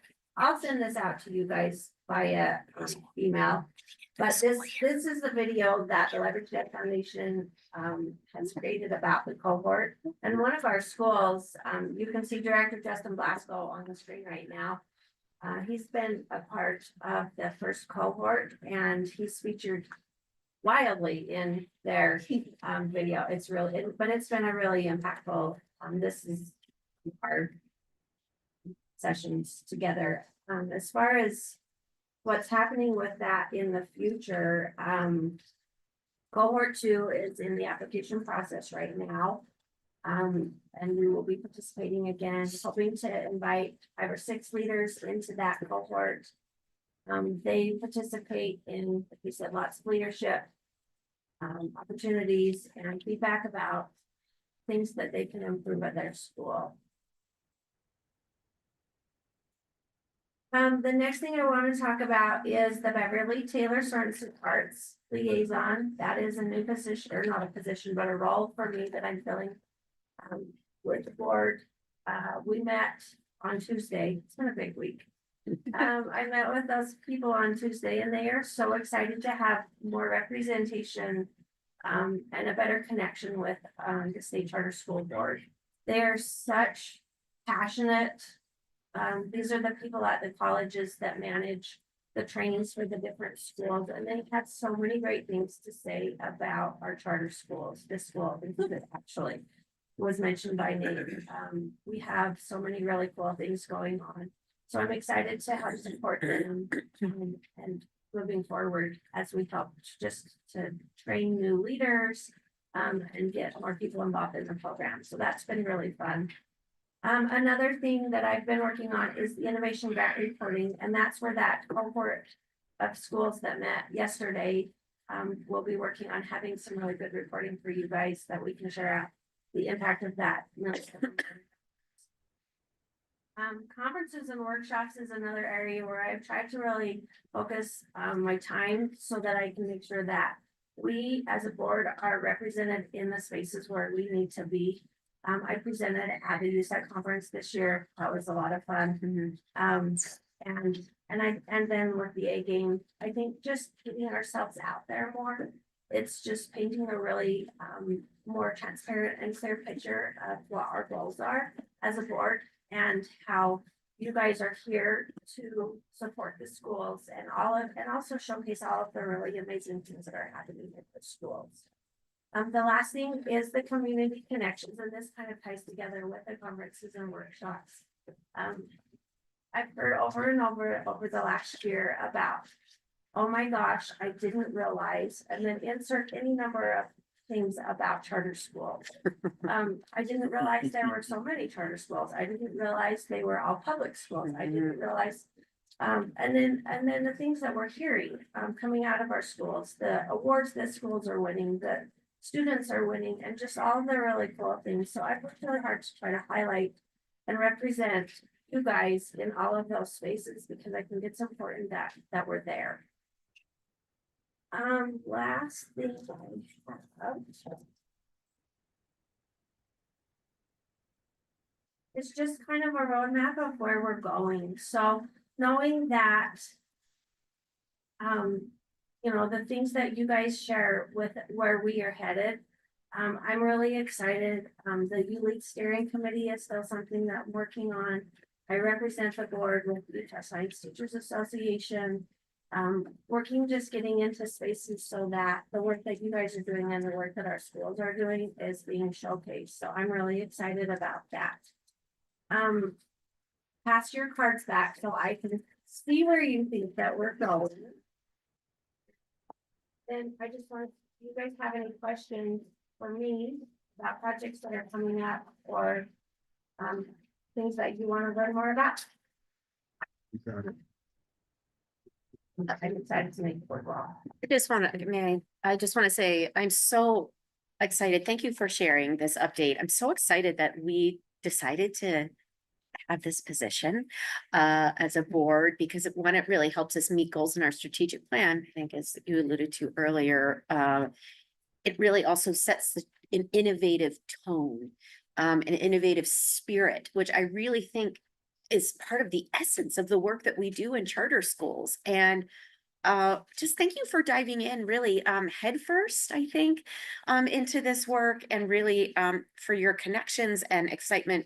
And I'm just so thrilled with the last year and excited to continue to see what is going to happen in terms of the innovative spirit in our schools and innovative practices. I think this is, It's been an absolute joy. The last year has flown by. When I was like, oh my gosh, here we are. It's been a whole year. We're doing this again, Amazing. but it's been a lot of fun and I'm so impressed with the schools that we have in the portfolio. It's really great things happening. Yeah.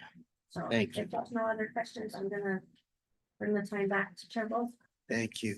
Just a Everything comment, else. as an operator working with Ms. Pace, what I appreciated was that she made things easy with an understanding that operators are busy. And she sought to remove barriers and increase access. That was my own personal experience. So I imagine that's what each of them, and I think it speaks to the number of people that engaged with her and took advantage of the grants because she made it as easy as she possibly could for us to access. So I've greatly appreciated that from an operator standpoint. So thank you, Ms. Pace. Thank you for that perspective. Yeah, thank you so much, Amy, for that work. We find that if we just know, we can do a lot. Right. And if others know, they can do a lot. If it's that communication and connections with folks. So thank you for making those two C words happen. Thank you so much. All right. Now, we turn the time to Brendan McGinn, who is actually going to talk about what they're going to be presenting at the A game around some of his work, right?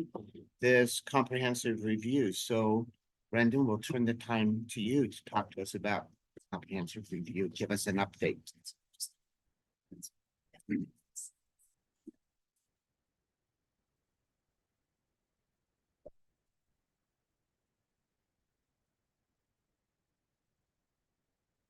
So, then again, portfolio manager of the state school board, thank you for being with us at time. To talk about our comprehensive review, we want to talk about our progress. And then we also wanted to do a little bit of a workshop in which you can kind of see our process and also see how that process leads to a partnership with the schools. Obviously too small on the screen, but we have our 2025 cohort of schools that we are currently conducting their comprehensive reviews for, broken out by the year in which they started. And there's 26 schools on this list. And we've decided to do 13 of them in the spring and 13 of them in the fall 2025. So far this year, we visited Mountain Heights Academy with we visited Mountain West Montessori, a great school. We visited Utah Military Academy. And then tomorrow we'll be at Excelsior Academy with USPB Chair Hymas, who's the director there. So that'll be a great visit. We're looking forward to that. And then the rest of those 13 schools will be finished before June 1st of this year. I just wanted to say, and just to acknowledge that, I'm speaking here, but everything that I'm going to speak about is the team behind me working together to create these reports. So very grateful for their help and expertise and knowledge as we go through the schools. So that's the 2025 year. We're working through that. This is actually a large amount of schools. I mean, if you think about 26 schools to review in 52 weeks out of the year. So we're keeping busy,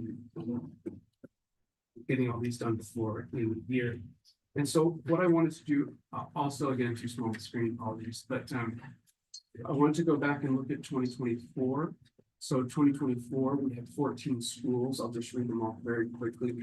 We visited American Preparatory Academy, Freedom Preparatory Academy, Gateway Preparatory Academy, Leadership Learning Academy, Manna Academy, Merit Academy, Ogden Preparatory Academy, Providence Hall, Quest Academy, Rockwell Charter School, Salt Lake Arts Academy, Utah Virtual Academy, Venture Academy, and Voyage Academy. So all 14 of those schools and their different models. These were the visits were completed between September 1st and November 1st of 2024. And I wanted to provide you with a SWOT analysis. So this is me looking back over all those comprehensive reviews and just giving you kind of an overview of the strengths, weaknesses, and opportunities and threats that we saw. And happy to answer any questions related to this. But overall, I would say the strengths that kept And again, this is not every school, this is just the generals. Generally speaking, the school leadership teams at our charters are just top notch. I cannot speak highly enough about the professionalism and dedication of the teams that are running all 14 of those schools that we visited. They're exceptional. There's a lot of stability actually in charter school boards. That was one thing that caught me by surprise. Something that was noticed is that a lot of the board members and board chairs have been there for many years, which actually led to a lot of success at the school. Schools that had lots of turnover in board, they were the schools that were struggling. Enrollment metrics were strong across all 14 of those schools.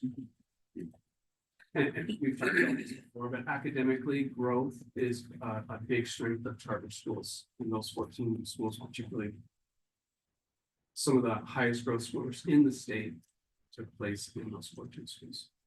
Graduation rates going up across all high schools. Out of these 14, they had a lot of unique visions and missions, and how they were implementing them were all very unique to that school. We do have lots of classical education schools. We talked about that in previous board meetings, but these 14 had a lot of variation in how they were reaching students, how they were teaching students. I think it's important to note that all 14 of these schools have very diverse student populations, and they're providing high quality education to everybody, whether that was SPED students, whether that was English learner students, and everything in between. These schools were doing that, and they were doing it more so than the districts that they resided in. And lastly, all schools had a really solid financial position, and many of them had excellent support from their CMO. If there was some weaknesses that I wanted to point out, it's that some schools generally, there was kind of a lack of an academic program. So they're either too generic, meaning that they're kind of turning into just a neighborhood school, which is fine. There's lots of benefits to that, but perhaps not in that charter mission that we would like to see. And this is not broadly applied, but this is just some weaknesses. And we've worked with the schools to kind of help them identify, maybe refining their mission statements. Number two, proficiency is lacking behind growth. Growth is exceptional, but proficiency is behind. And one school said to me, which I thought was the most relevant point, is that it's very easy to take it. All right, let me start that whole sentence over. They are good at taking students from 1s to 2s, which shows growth, but it's very hard to take students from 2s to 3s, which shows proficiency. And so therefore the growth is there, but yet their proficiency is dinged because it's very hard to get those students up to a 3. So that was consistent growth. And the last one, a weakness that I would suggest that we can focus on as a team would be that boards themselves struggle with setting academic goals for their school leadership. I think that is an excellent point. And then in terms of opportunities, most schools needed to update their charter. That's just the way that goes. And when they do that process, we were suggesting that they review their missions, because a lot of the missions, just as schools evolve and change, need to be revisited. And I think that's a normal process of organization. Another opportunity is to market more broadly to their communities. A lot of times schools will say things like, our new parents come from word of mouth. And while that is that's a strength, oftentimes there might be missing pockets in their community that they could serve better, or at least provide opportunities to. Many of the schools we've offered our leadership professional development that we have for the SESD, including what Amy just spoke to. And lastly, teacher retention is slightly below district averages across. It's just an opportunity for schools to think more deeply about that and maybe figure out ways to address that. And then there was just 2 threats that came up constantly, and that is just competition for both students and teachers. And then unfunded mandates by the legislature came up a few times because of the impact, which could directly affect student learning outcomes. Yay for Susan Paulson for that. Yeah, thank you. They are greatly reduced as a result. Brendan, can I just ask you a couple questions? Oh, yeah. This is pretty fascinating. Yeah. I know we don't have the time Yeah, to spend yeah. on this, but up to the weaknesses and proficiency. Yeah. That was interesting to hear. I think that's a challenge. When your analysis, do you compare them to kind of their geographic peers, school districts or other charters, or how does that analysis happen? Because I'm wondering if that is something that's more unique to a school, or if that is kind of a challenge that is shared across the wider footprint. And I'm not saying that that means it's okay, but I'm just wondering if we look at that. So the answer is yes, and you're gonna get a chance to do that in just a minute, because we're gonna look at some academic data as we work through a workshop exercise. But it is common across, if that's the question, and the question of why that's common across, the easy answer is that sometimes parents are looking for something in a charter school that they may not have gotten in a traditional district school. And so, and this is very general, so I don't mean to be specific, there's exceptions to this. A lot of times, school directors will say, well, we have a lot more work to do in terms of growth first, and that's where they put a lot of their efforts. Okay. In the intention that if a student stays with our school for multiple years, the proficiency catches up. But we have to start with the growth to get them started. Yeah. Is that? No, I've heard maybe another way to say that, what I hear is some kids that come to us start behind, so we've got to catch them up. Yeah. And then we'll work on that. I guess I'm just, but I'm wondering, do we have a data-based way to look and say, okay, I accept that, I hear that narrative from you, school. But when I look at your geographic footprint, now that's a little tricky with charter schools because they're a little more of a commuter school. But generally, if you go 5 or 10 miles wide, you've got a pretty good sense of it. So I'm just wondering, do we incorporate the ability to have a data input be a part of that discussion to maybe nudge a school to say, I hear you, but look at these, look at this data and it suggests maybe there's some room here for, improvement, or, way to go. You're actually outpacing, you're the unicorn that has lower performing geographic footprint around you, and you found a way to, rise above that. Yeah, it's a great question. It's something the State Charter School Board has thought about before I was part of the organization, but to answer your question specifically, geographic boundaries have, there's been some caution about using geographic boundaries for charter schools related to their neighboring schools, because sometimes different students go to charter schools than the neighboring schools. And so the USBE has created a comparison that goes beyond just the neighborhood and looks at the size structure of the school, the demographics of the school, the grade structure, and those types of things. And that is the comparison that we use when we go to talk to schools.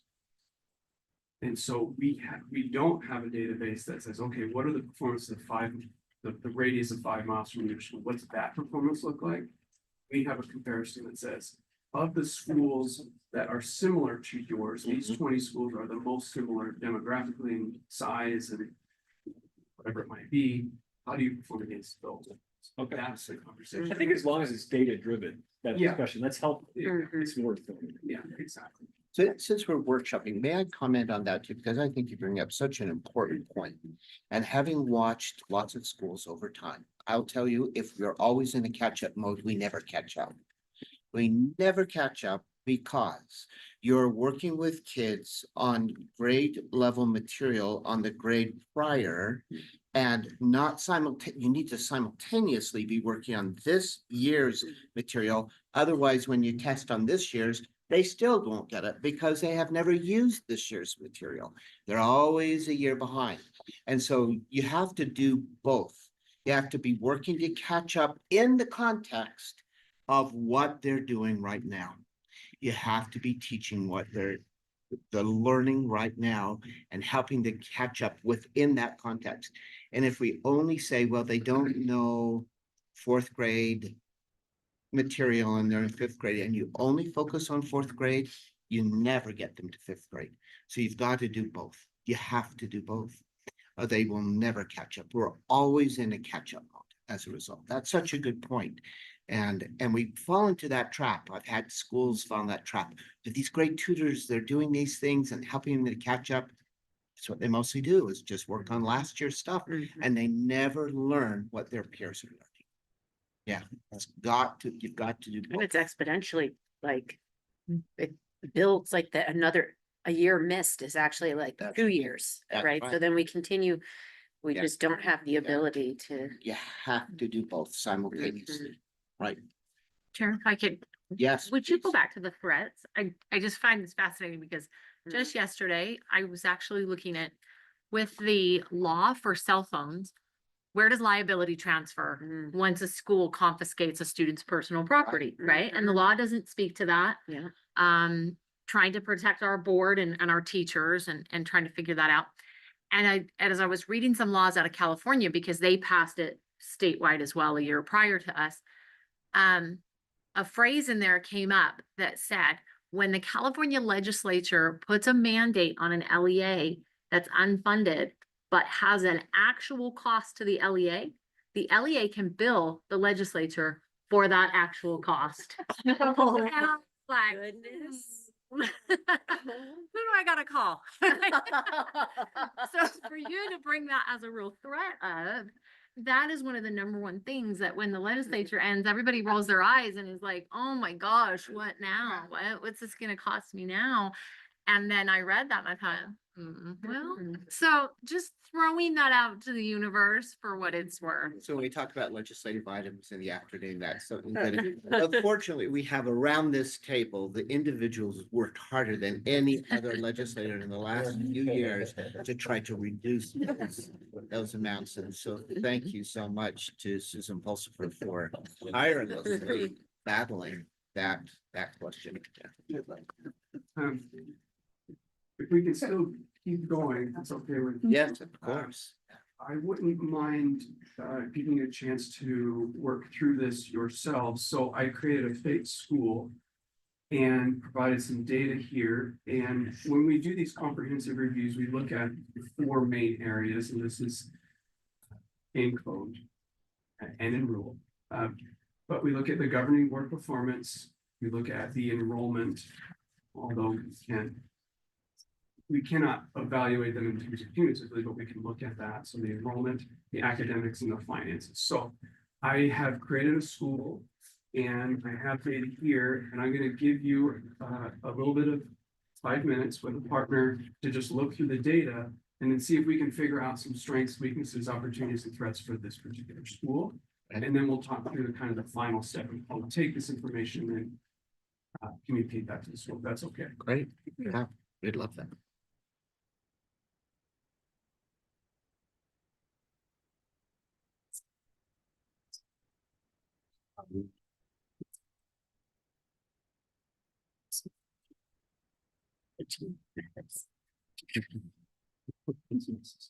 It's good to speak. Okay, team. Here we go. Okay, sounds good. Okay,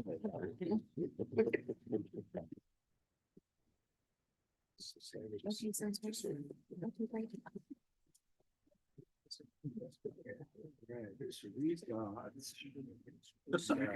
Okay, cool. I wanna look at it.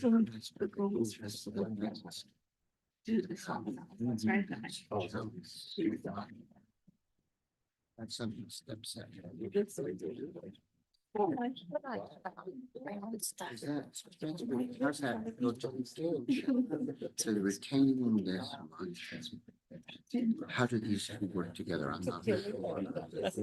Transfer is the office. Ah, And this one does it show that nobody's transferred? Okay, so that's the threshold is 15%, just underneath. no more. So, so the school is under the threshold, but still is spiked. Still, so I hear, Yes, it but does. is that compared to this retention? This is a new year. Does that mean they've replaced? I'm not sure how these two numbers. Yeah, so this is mid-year. So I And don't then know. this one talks about retention, which means year over year. And so this is mid-year, they're leaving. Yes, Brendan, Yeah. help us to understand. We're looking at the transfer rate and the retention. These rate. two, because I'm not sure how they correlate. They don't necessarily. It's like. Which means I may have replaced. Yeah. This is the, how many people. This, they're kind of behind each other, so this was. This is how they do this. Yeah.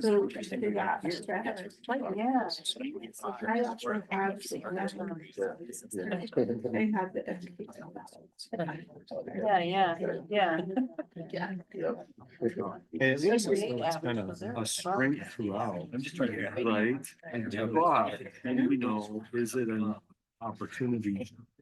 You know, the strength, weakness, and opportunities and threats is, maybe we view a strength that, let's get it back to where it was. The opportunity might be here.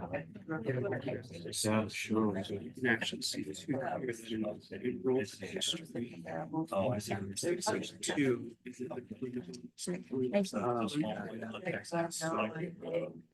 Something. So. And again, we can. It's just. Right. Feeling. Right, do you view it as a threat as strongly, you do? Yeah. More than an opportunity. Well, there is an opportunity. Yeah. Because they've done it in the past. Right. Like they bought a building. That's good. Yeah. So there's an opportunity to grow. But some kind of started out as numbers, but they grew up to here. Yeah. But look at them. They probably just did bought something. Okay. And honestly, if it's the lowest, then we could put this in moment. Yeah, probably. It's amazing. They must have bonded because now they got all kind of money. The made us know what grade it is, and that grade band really make it. Yes. Yeah, this is so much low proficient. So it's trending. If it was a high school, really. Opportunities. No, this is, I mean, this is where you Yeah, want to like, put your like. majority of your money. Part of the sort of athletics. has- Kind of visually represents the graph. If it is middle school, high school, maybe the art and athletic. Last year's work. Both the years. So So that's some things also the school, baby. Oh, apparently. Yeah, I just saw that. A lot of places.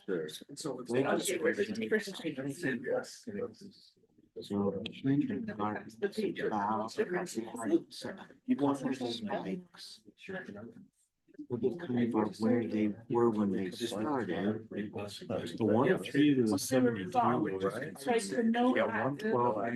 Is you have all. So I wonder if kindergarten. kindergarten. We say everybody. So. Because probably got yeah, full the questions are gonna be. here. Totally. That's Here right. you- So they that's might gonna be have true three of classes, all of these. separate I can't to remove the it. kid. No, Or exactly. it might have been That's on the right. bubble. They would have- Yeah. That's it. But with the state adding three kindergarten, they may have been offering it in these. Yeah. And then more schools. I would have no heartburn. I don't think I can. Utah, and so it's possible that some of the kindergarten students, you know, became, it's a good question. Because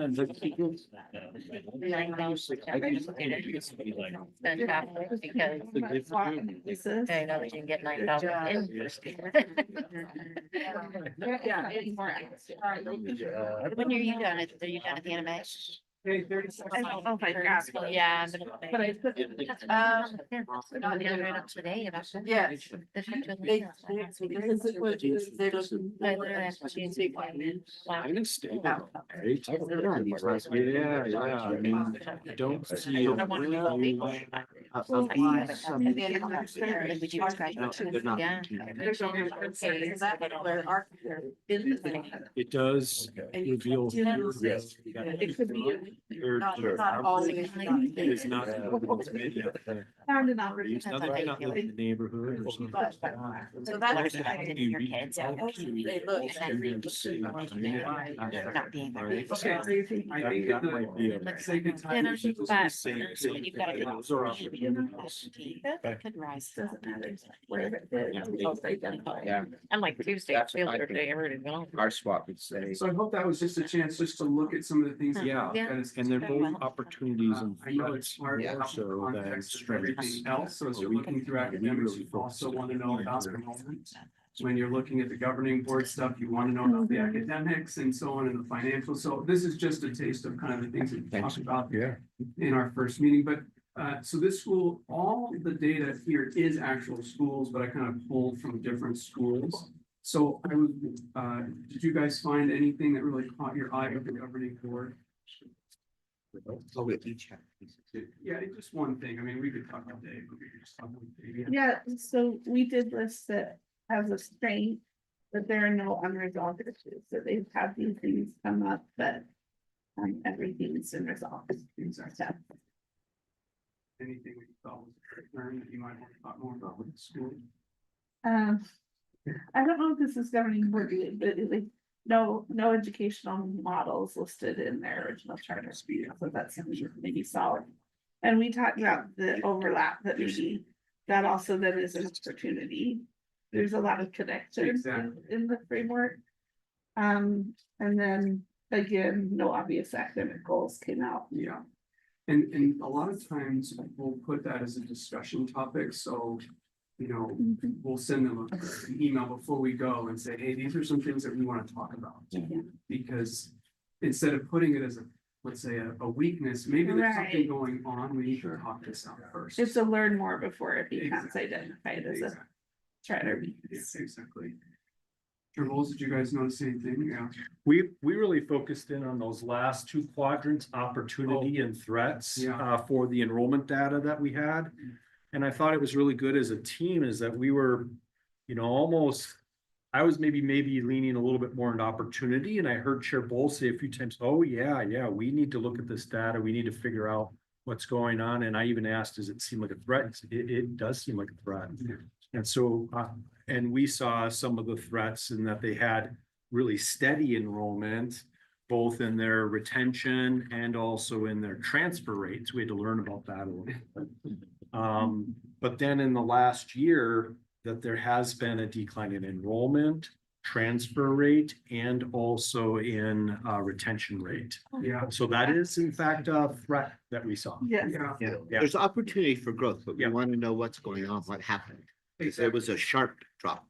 And now, Yeah. We even said, let's ask some questions, like, we have to ask the school some questions. exactly. And now you take the enrollment data, which shows a decline, and then your data, which shows that they're losing 70% of their teachers for the last 3 years. And now all of a sudden, the conversation is a little different. Yeah, more of a picture. On what the conversation. No, it's like- Anything from the financials that we want to talk about?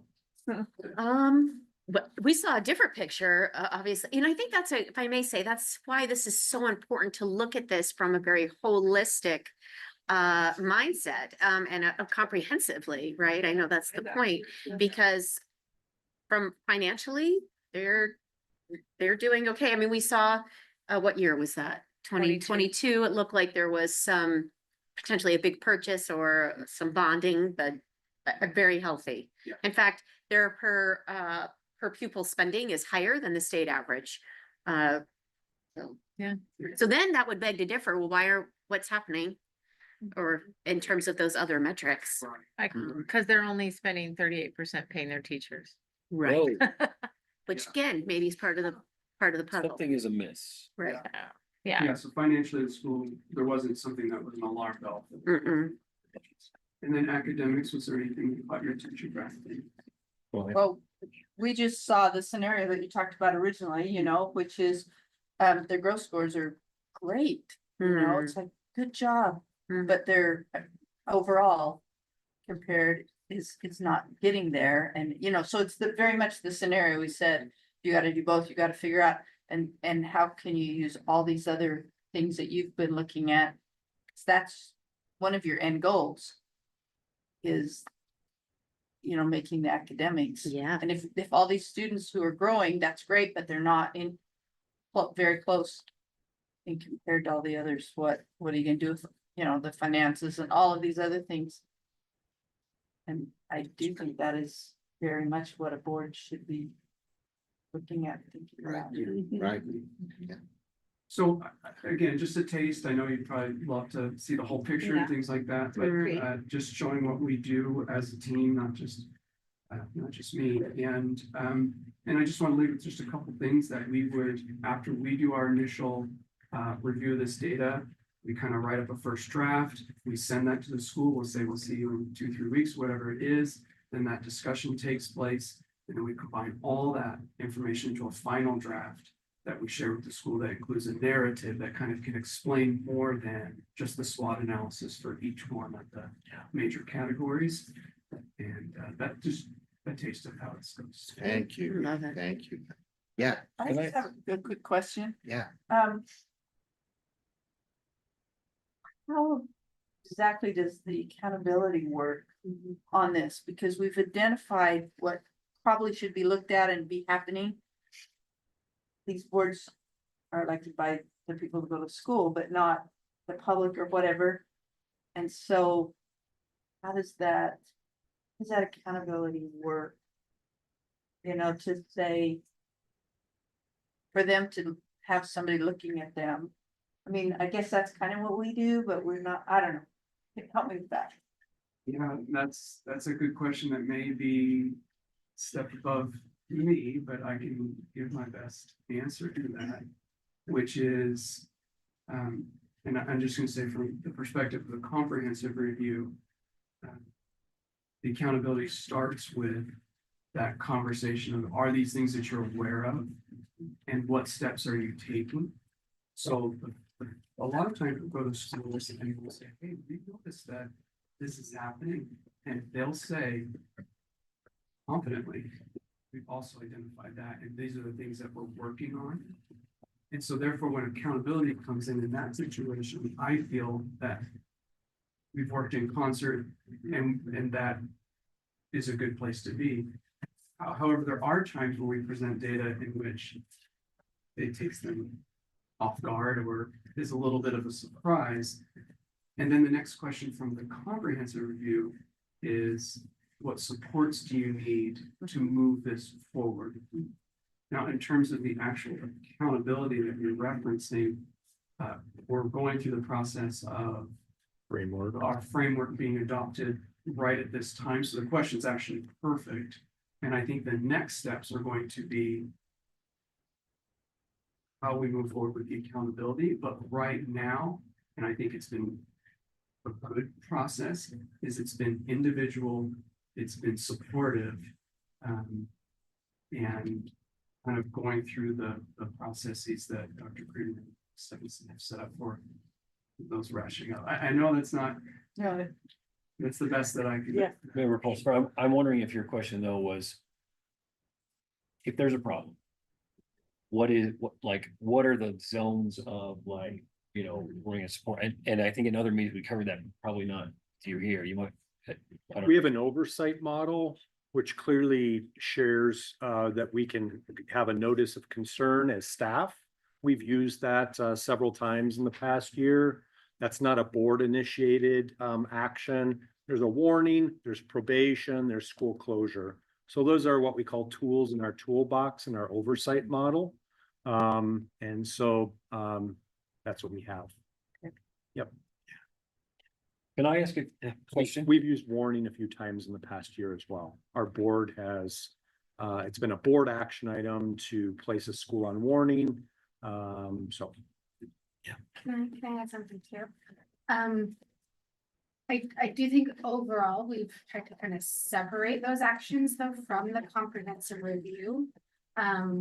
Where the comprehensive review had kind of gotten a bad reputation and like schools didn't want like this us to come in. And so now where it's a collaborative conversation and it's, what has happened over 5 years, where do you want to be in the next 5 years, and having those pieces and then separating out, if there is oversight and, correction and action that's needed, that can exist separately from the comprehensive review and still be happening at the same time, but it isn't overlapping necessarily into that same visit.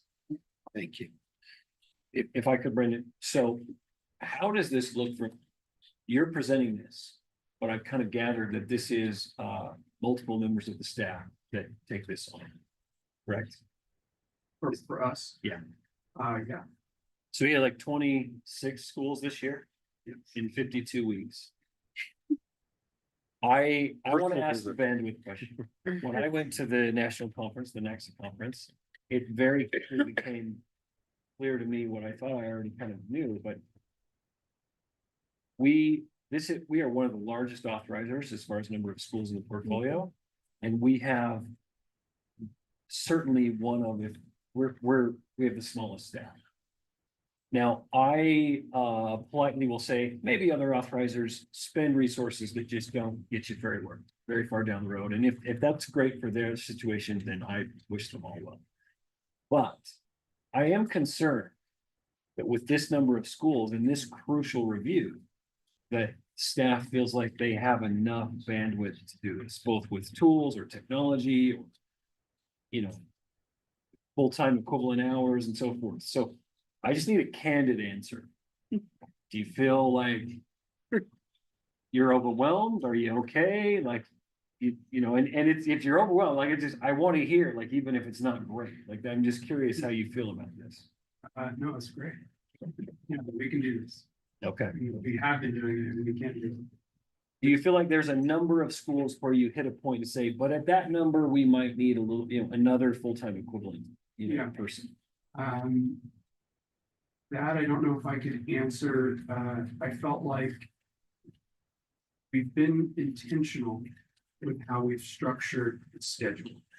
So instead of saying we need to finish all 26 schools by May 1st, and if we don't, we're in trouble, we've more looked at it as, okay, well, how long does it take to make a review? How long does it take to go through the process of meeting with the school? How long does it take to then do the final? And the way that we work the schedule is that if we visit in the spring, it gives us the summer to work as a team to finalize those documents. And then we go back into the fall and we kind of go through that same process. We're like, well, we need to visit these schools in the fall from September to November. And then it gives us November through January to then write the final drafts and share them with the school. So right now, I think we have a good schedule so that when we're in that 12 to 15 schools per semester, if that makes sense, that we're able to do it very efficiently, very quickly. Okay. May I add two things? Yeah. Just one is that we have added our support specialist position that Betty has filled. And so that was one thing that we were working on and sharing with the board, is that we really could use a person in that position, and she's jumped right in.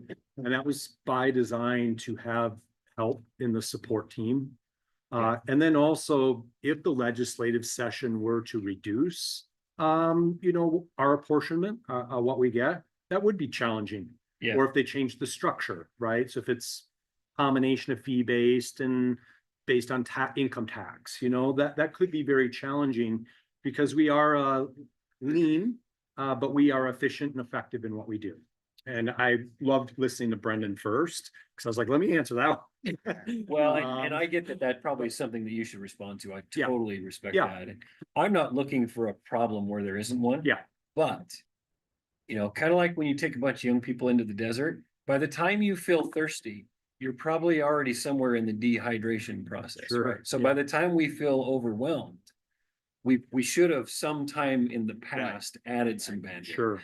And I learned, going up to the legislature in that session, we're going to have to battle like everybody else to justify a finite amount of dollars that needs to get spread out. But it would be nice to have, the ability to share with the legislature, how we look versus our peers across the country Right. and all that we get done.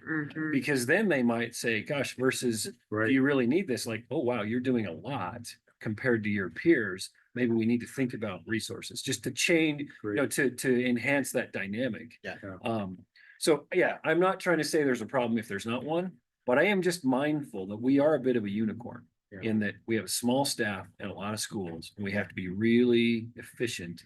But sometimes efficient is code for people are overworked or they're under-resourced or, you know, and I just don't want to have something where that kind of sinks in here and nobody dares say anything about it. So We could ask I to do less appreciate you work saying that instead of too. less This, work. that is it. That's Yeah. it. we sometimes do exit interviews when someone goes, but by then they're gone. And we should be doing stay interviews Yes. and saying, what are the things we need to do to retain this individual, to maintain these programs? And stay interviews are proactive in making sure that our folks stay with us and that those who are our stars, we want to make sure that they're here and that we're supporting the work that they do. So I appreciate you saying that so much. Thank you. Being new here and hearing all the schools that we were gonna review in my head, I was like, hey, this is gonna be fun. But I walked into a well-oiled machine. I mean, it's very organized, very structured. I haven't felt stressed out. It's been great. Thank you. And I'm new on the team, so I'm walking in, I was like, wow, that's a big push, but it's not. Thank you. It's really Great. been. And I think what Member B. Singer is saying, when that changes, if that changes, please say something. Yeah, please say Great something. point. We would like, Yeah. we want to make sure we know that. So retention of good folks is important. And you point that out about teacher retention, I think, as well, was an opportunity here. And I, in good schools, as we toured through this school, we saw good teachers in place that have been here for some time. I think we'll find really good teachers. I think in Rebecca's school, for example, another good school that has retained really excellent teaching team that continue to do that work. So that's so important. But I always think the bottom line is training good boards. We saw a great director, two great principals today. But it really behind that is our work has to be with training and working with and developing really good boards, because at each side, if there's a really good board, the other stuff will happen. All that other stuff. They'll care about teacher retention. They'll care about a great director and principals. All of that will happen. And then may I make one more request, Brendan? I love that overview SWOT analysis. I don't know about anybody else. I would love to have a copy of it just to have in the back of my head. These are some things that overall are some things that we should be thinking about. And as we meet and talk about, are we doing those things that we're keeping those things in mind that will be helpful? Would it be possible to have a copy of that? Thank you. At least I would like. I don't know if everyone else would, but I would love that. And I just love what you just said, and I think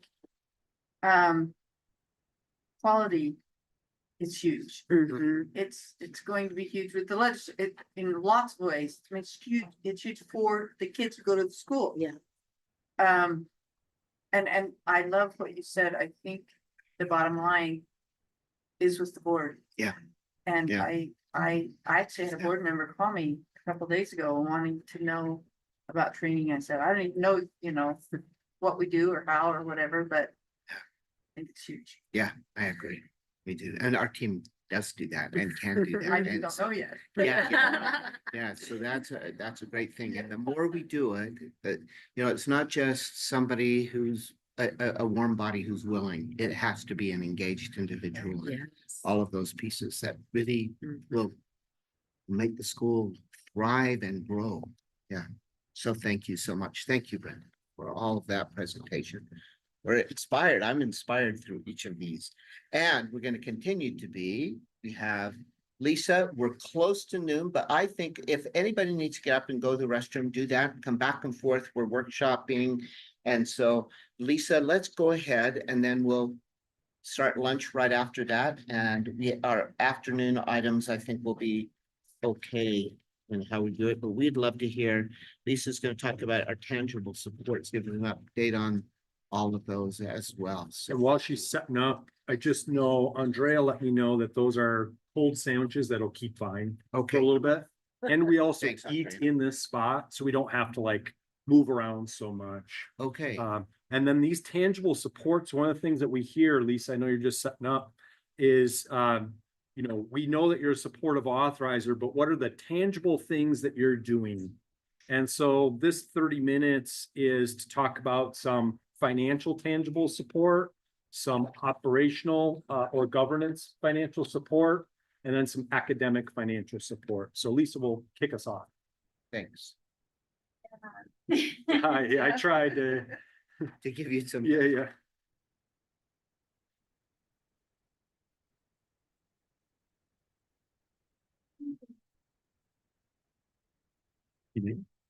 Are you all ready?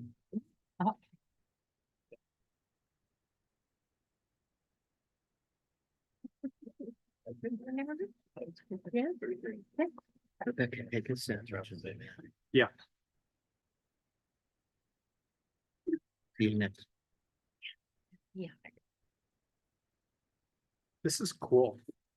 Lisa, we Rebecca, see you. by member, just knows. You all set? Okay, yeah. Hey. So, welcome to the Business Administrator Meetings little kind of workshop here. What I'm just gonna go through with you is a little bit about, where we get our ideas for our workshops that we did today, and kind of an overview of our meeting schedule, which is what I'm gonna give you right now. And so our meetings are generally held monthly. We do take some time off, but they're generally held monthly, August through May on the last Thursday of the month. We do take June and July after the school summer breaks. And we take December off so everybody can enjoy the holidays and not worry about another meeting. And then SCSB meetings are also canceled for the months in which the USBE holds its fall or spring finance training. Those are all day trainings. So we cancel ours to make it easier for them to go to those. So in total, we do 7 business administrator meetings each fiscal year. Some of the ways that we find our topics for these are we have one topic that we just go over every year, which is our annual financial overview. I always ask for requests at the end of every meeting from the business administrators to see if there's anything they would like us to present on that would be helpful for them. If we observe a need, we will go ahead and prepare a presentation for that. We collaborate with the US finance team to see if there's anything they're seeing that they feel like would be helpful for us to present on. Collaborate with Swarini to see what she's seeing when she's going out to the schools and if there's anything that she's seeing that we might want to do. And then we also do some high level general financial topics as well. So what I wanted to do, and I know not many of you are left, but that's okay. Keep going. They'll be back. Yeah. They'll be back. We'll be back. They'll be back. About a scenario for you and just, I love that. let me grab, sorry. A scenario for you to kind of give you an idea of what we do, what I talk about in our meetings and why. So our first scenario that we're going to talk about is we have a school located in Salt Lake City. It's a K-8 school. And they come together as a group and they decide, you know what, we want to do something really special for our 8th graders. Because we want to send them off onto that 9th grade year when they go up to a new school. We want them to have something memorable that they do during the year. And so somebody comes up with the idea, you know, there's this great program called Teton Science School. Let's send all of our 8th graders to the Teton Science School. So if you were thinking about I've had this very conversation. this management point of view, which was one of our topics, what kind of things would you throw out there? If you're gonna send a bunch of 8th graders from Salt Lake City to Teton Science School, what kind of risks do you think would be involved? Transportation. Yes. Exactly, yes. Transportation. Losing someone. Things I'm having make sure. we Medical. have enough people to keep track of everyone who's going. Yeah, medical. Communicating with parents is Yes. so important. Mhm. Having had a phone call in the middle of the night when a parent called and said they left the choir left my son in New York City. I said, I can't imagine that director. He's so organized that he would have left well, actually, the parent didn't know when they were getting back, and the son had made arrangements with his friends. He had been left by his friends in Las Vegas because he got back from the New York trip, got right into a car with his friends and went to Las Vegas. They got mad at him and left him there. So the parent didn't know the itinerary of the choir trip and should have had that. And so therefore, that communication is really important to have. That's a risk. I have lots of stories. That's one of millions. This is a real thing. My school did when he was in sixth grade, and they actually had the transportation down on the way winter, to the mountain. Yeah, They had to hurry up and find something to do to get another bus up there. Yeah. So these are things that we talk about in risk management, is like thinking through these scenarios, not just the general things that are going on in the school, and which we absolutely have to do, because we all know that a lot of policies are born out of you finding you need the policy, right? Oh, yeah. That's how you get there.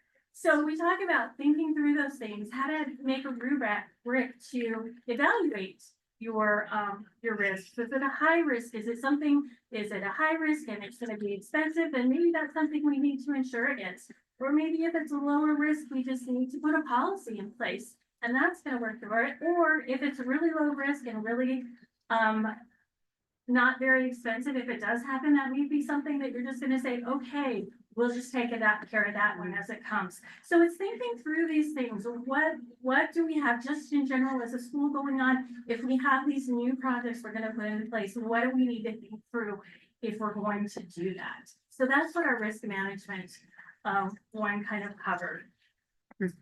Then we had one on budget strategy. So let's go back to our school and our Teton Science School. We have a bunch of people in the school, they want to go to Teton Science School. And then we have another group and they're saying, you know what, we really think it would be cool if we went to Cedar City for the Shakespearean Festival. We want to take our seventh graders with us, our seventh and our fifth graders with us. And then you're talking with your budget people, so you've evaluated all your risks, you're talking with your budget people now, and your BDA comes in and says, you know what? With the money in the budget, we can do one or the other. Which one are we gonna do? So what would you think of to evaluate? What are you gonna do in this case? What kind of things are you thinking about to make that decision? Oh. Yeah, this is. Okay, yeah, well, for me, it depends on for me, it's like the mission of the school. And really which trip really helps match your overall goals versus it being a really cool experience for kids, you know what I mean? To march in the Disney parade, right? Because for me, for example, when I was at the Montessori school, we did this and we had to make significant decisions and really think clearly about how do these field experiences actually help us meet our goals and our outcomes. So I really think that's like, for me, that's like a big thing to think about. Okay. Scarce resources follow goals. Yeah. That's exactly where I was going with that. So that's something that we talk about. We talk about other things as well in the budgeting session about having a plan so that you know when you're going to start your budget, everybody knows what they're going to do and when it's going to come up. So you're not in May going, oh, we got to get the budget done, and everybody's like, oh, okay, but having a plan so that you know everybody knows what their piece is in it. Getting your stakeholders involved in your budget and those kind of things. So we talked about that as well as thinking through things according to your mission and vision. Yeah. And then, so let's go back to our scenario again. You had the budget person and they said, okay, with the money in the budget, we can only do one or the other. But you decide, we can see how both of these things meet our goals and our vision of our school. And we really want to do both. So do you really have to choose one or the other, or is there a way that you can do both? Some schools are very effective in fundraising. Exactly. That's where we And- get to their next subject, exploring non-governmental funding, looking for ways that we can make these things happen. So we talked about that, how to go out and do fundraisers, how to get grants, where to look for grants. One thing that when we're talking about grants that we remind the schools of is that they don't just need to look for grants for schools. they're nonprofit organizations, hopefully, 501c3s, and they can go out there and apply for anything that is for a nonprofit organization as long as they meet the criteria, right, for what they're going out there and doing. And then we also talked about ways to get, and maybe it's not really dollars that you just, maybe it's volunteers, or maybe it's in-kind gifts. I know when I presented on this, there was a story about a school that actually, they had gone to a local restaurant and asked the restaurant if they would be willing to provide a couple of days of lunches for their students during the week, right? Can you do 2 out of the 5? And I think they actually took on 4 out of it. And so it's thinking through those things, looking at other ways that you can look for help. It's not just necessarily financial, but looking for maybe a local business that will come in and mentor your students or do those kind of things. So as we did that, those were the kind of things we discussed when we went through that non-governmental funding. And those were our higher level topics that we went through this year. And these, like I said, these are all for this year. They're not in the order, but other things that we do, as I said before, we have an annual financial overview that we do every year. For collaboration with USBE, School Land Trust has an annual training that they have to have the BAs do now. And collaborating with USBE, we had a planned meeting. They needed to get this training. We put them together and we made it happen. And this may be something we will continue to do to help them get their annual training out for that. Also, this one last month, we did a little about a lot. We had some collaboration and there were, you know, I talked to some people and I was like, well, I have about 30 minutes I can do, and I got maybe 20 minutes I can do. And so we took those and we made them into about a 50-minute presentation for the schools. They needed that information, and we found a way to make it work so that we could get everything out there that they needed with using their time well, and not just giving them trying to make a 10-minute presentation into an hour. We just took them and put them together and made it work for them. The last one that we have for this year will be next month. Yeah, it is next month. May. It's in May. Yeah. Okay. And this one is on indirect cost rate. And this was kind of born out of a perceived need. We found out there were a lot of schools that weren't using the indirect cost rate. I talked with at USBE and I asked them, do you know why they're not doing it? And they were like, well, for some of them, they just don't really need it. But for a lot of them, it was just not understanding it. So in the BA meeting, I put it out there and I'm like, hey, is this something you would be interested in? A lot of them responded positively. And so it's like, okay, we will get this one planned for you. And that's what we're going to finish out the year with. So that's how we do what we do with our meetings. That's it. Any questions? Lisa, what's your average attendance? Like, what are you finding in terms of folks finding that they want this information and making it part of their daily life? It's pretty low. I think I average about, I'll start the meeting probably with about 24, and by the time it's over, they're about 20. Actually, I think that's pretty good. I'm just saying, I mean, I know that based on the number of schools that we have, right, you know, but and we have some diehards that are always there. well, That's great. that's great. You invite all the charter schools in the state? Yes, Okay. yeah, this is open to all authorized schools.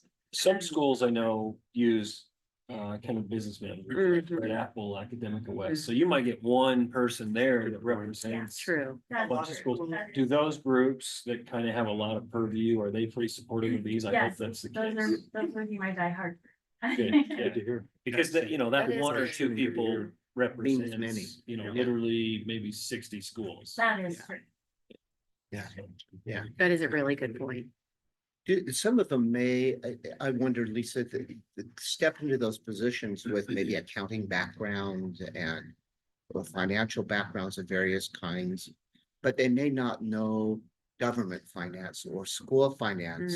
Do they have to learn things like the GFOA standards? Do they learn the government finance officer standards? Do some of them need that background so that they understand the accounting codes that we use in schools or schools? Yes, those are helpful things. A lot of times in that USBE spring and fall finance training, they will give them a little bit about that. One thing that I have found about those meetings is there's an assumption in there that you already have it in background. Mm. So they may be giving you information, but if you really don't understand the background of what it is, then it's hard. Cause I Yeah. remember jumping, Yeah. like this, almost every meeting, the fall and spring finance training, they will actually present on the indirect cost rate, and I still have no concept because I don't have the background. So when I asked them to do this meeting, I actually asked them to approach it from the point of view of somebody who's never heard of the indirect cost rate. Please give them background, understanding, and then you can get into the technical. Yeah.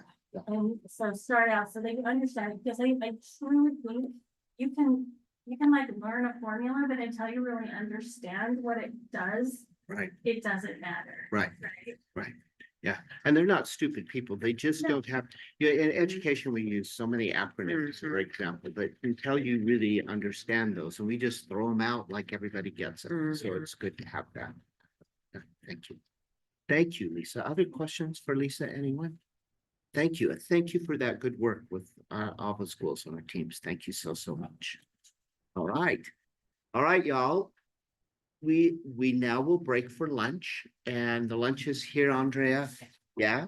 And she'll just help guide us. And then what we have lunch, and then at 1 o'clock, I think we resume at 1 o'clock. Is that right? Mhm. Then And we we'll, do two more parts to the tangible oh, supports. sorry. We could do it during lunch if you want to do working lunch for. Yeah, 10 or why don't we 15 do minutes. that? Why don't we take, I think it would work. Marie, would it work for your part? so yeah. Smriti, are you the next one then to do? I'm sorry, do I've jumped ahead That's okay. without So we can paying use, attention. So maybe, Smriti, how about if you give us a little time to get lunch, and if folks need to go to the restrooms, I think about 12:30-ish, we can be back and do that. Would that work for everyone? working And lunch. eat while we're doing, since we're eating here anyway. Okay, thanks, Smriti. That works. Okay, That way we can let's break for a minute. stay on time. Stay on time, yeah. That'll be good. Let's bring some things over here in case people didn't see them. Thank you so much. Thank you. And lunch is over here, it's in a box, it's from Jersey Mike, so Yeah, Thank you we like so this. much. Jenna labeled them like what they were. I especially went there the day they donate all of their proceeds to charitable causes. They do? Yeah, there's Wow. March 20th, I think, is when they did it. March 20th. And if you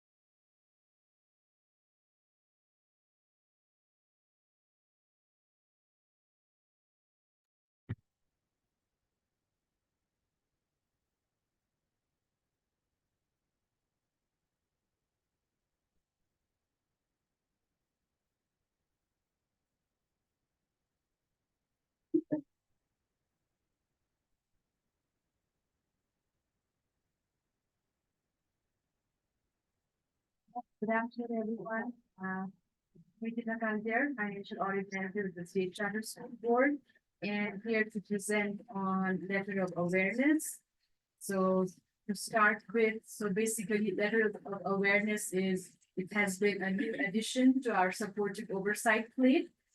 Starting last year, this tool has been introduced and used, in a variety of, like as a method to communicate with our schools in a variety of scenarios. And it has been a very successful tool to communicate with SCSB authorized schools and has provided significant improvement our supported oversight role as SCSB with our schools. And regarding the definition of LOA, so letter of awareness, what is it? So a letter of awareness is a formal communication issued by the State Charter School Board, and it has been used to inform SCSB authorized schools, about important matters that require their attention. So be it like financial, operational, it could be, just any areas that we are aware of that we think needs to be communicated to the school about. And this type of letter is typically used to highlight issues related to schools, operational or other responsibilities and regulatory obligations, and any other areas that need to be addressed promptly. And it's also important to note that this letter is not a corrective action, but rather a proactive measure to ensure the school is aware of specific concerns or deficiencies that have been identified, and is an opportunity for us to communicate and engage, with the school as an authorizer to gain an insight and understand about the specific situation that they are in. Okay, and the purpose of this letter basically, so it is to provide individualized supportive oversight to our schools, and to ensure that the charter school is aware of specific concerns or deficiencies that have been identified. And again, it serves as a reminder of the school's obligations and the importance of maintaining transparency and communication throughout the process. And again, the letter emphasizes collaboration between the school and SCSB and staff to find a solution and ensure the long-term viability of the school. And the consequence of non-engagement. So, it is important for schools to to actively participate and show commitment to resolving issues. And however, if the school does not engage, to our requests or does not meet us, let us show their commitment from their side. Other corrective actions could follow. But but we haven't had that situation where we had to move on to other corrective action, especially as schools have not participated. So we haven't had that kind of situation. So it's always been very productive. And this underscores, the importance of the school's active participation and commitment to resolving the issues that have been highlighted in the letter of awareness. And just to summarize, it has been a great tool used by SCSB to promote accountability and support and authorize schools' efforts in meeting its responsibilities in different areas. And yeah, moving on, I have a template here of an LOA, showing like, basically this is a scenario where a school has not met of some of its financial responsibilities, and we've reached out letting them know that we are aware and we would like to meet with them and discuss and understand the situation. So we come to a long-term viable solution to help kids get out of the scenario. And again, here I have a role play that I would like, I would appreciate, Dr. Kramer here helping follow up with scenario. I get to be a board member. Send a letter of awareness to a school, and this is kind of a follow-up meeting with the school just to see how they are doing. So let me start by, first of all, welcoming Dr. Kramer, board chair of ABC Elementary. School. Thank you for reaching out. Thank you for reaching out. You know, Yeah. your willingness to meet with us and discuss the situation, so, you know, just if there's any updates that you can provide, if you send that LOA to your school, you know, in regards to, you know, how, just, you know, basic idea about like, how your school has been managing, the variances between the budgeted and the actuals, you know, what are some of the steps that your school has been thinking about taking or maybe already taken to, you know, narrow the gap? Yeah. Well, what I like about this meeting is that you've invited board members and also administration, and we do work really closely together. But for you to have both of us, these groups, together is really important. I'm not saying this in a bad way or anything, but this is something that we're not, completely aware of. And so your letter of awareness as a board member just brought something to light. And we've been talking about it now with administration. I've been talking about it with our director Bolts here. I'll bring you into the role play. You know, so with the variation between budget and actual, we have been looking at that a lot more closely now that you've raised it in this letter. We've been talking with our service provider. We do use a service provider. We don't have business manager. And some of those variances are explainable. Some of them are not as explainable, and something that we probably need to get better at doing. The biggest explanation, as we just, you know, worked with a school, is the variation in the salaries, what was budgeted. And, you know, quite honestly, now I have learned through this process that the benefit costs have gone up in the last few years. And so we've been budgeting lower than what our actuals are coming in at. And I think that would explain why there's been such a variance. And again, I may not have known that had we not, you brought that to our attention. I think that our director is aware, but it's easy explainable, right? It makes sense. Hopefully you can see that that makes sense. Yes. Yeah. Thank you so much. Really appreciate that insight, because just, you know, sitting at our desks here and looking at the numbers, you know, we wouldn't know the whole picture. So, and that's the reason we are having this communication, so that we have a good context of what's going on. And maybe there are some areas that we can help support, and you know, like we are having this communication, and like any support, any training, you know, anything else that we can provide, you know, to your elderly to come out of this situation. So thank you so much for that response. And maybe if I could quickly ask you, you know, are there any other significant cost saving measures that have been in place, you know, besides, you know, the one that you guys have talked about? Yeah, for cost saving, we're actually really looking at our revenue side of things and trying to increase our enrollment. And so a little less on the expense side and a little bit more on the revenue side. We think we can do a better job increasing revenue. I don't know how you feel about that though at the State Charter School Board. I know you're asking a question about cost savings, but what we are really focused on our growth right now. What do you think about that? Yeah, I mean, I can see, like, looking into your enrollment, I can see that it has gone quite up compared to, you know, last few years. So you guys are in a good direction there, and we all know that enrollment brings in more revenue. So it's good, you know, it's a good trend that we are seeing from our side.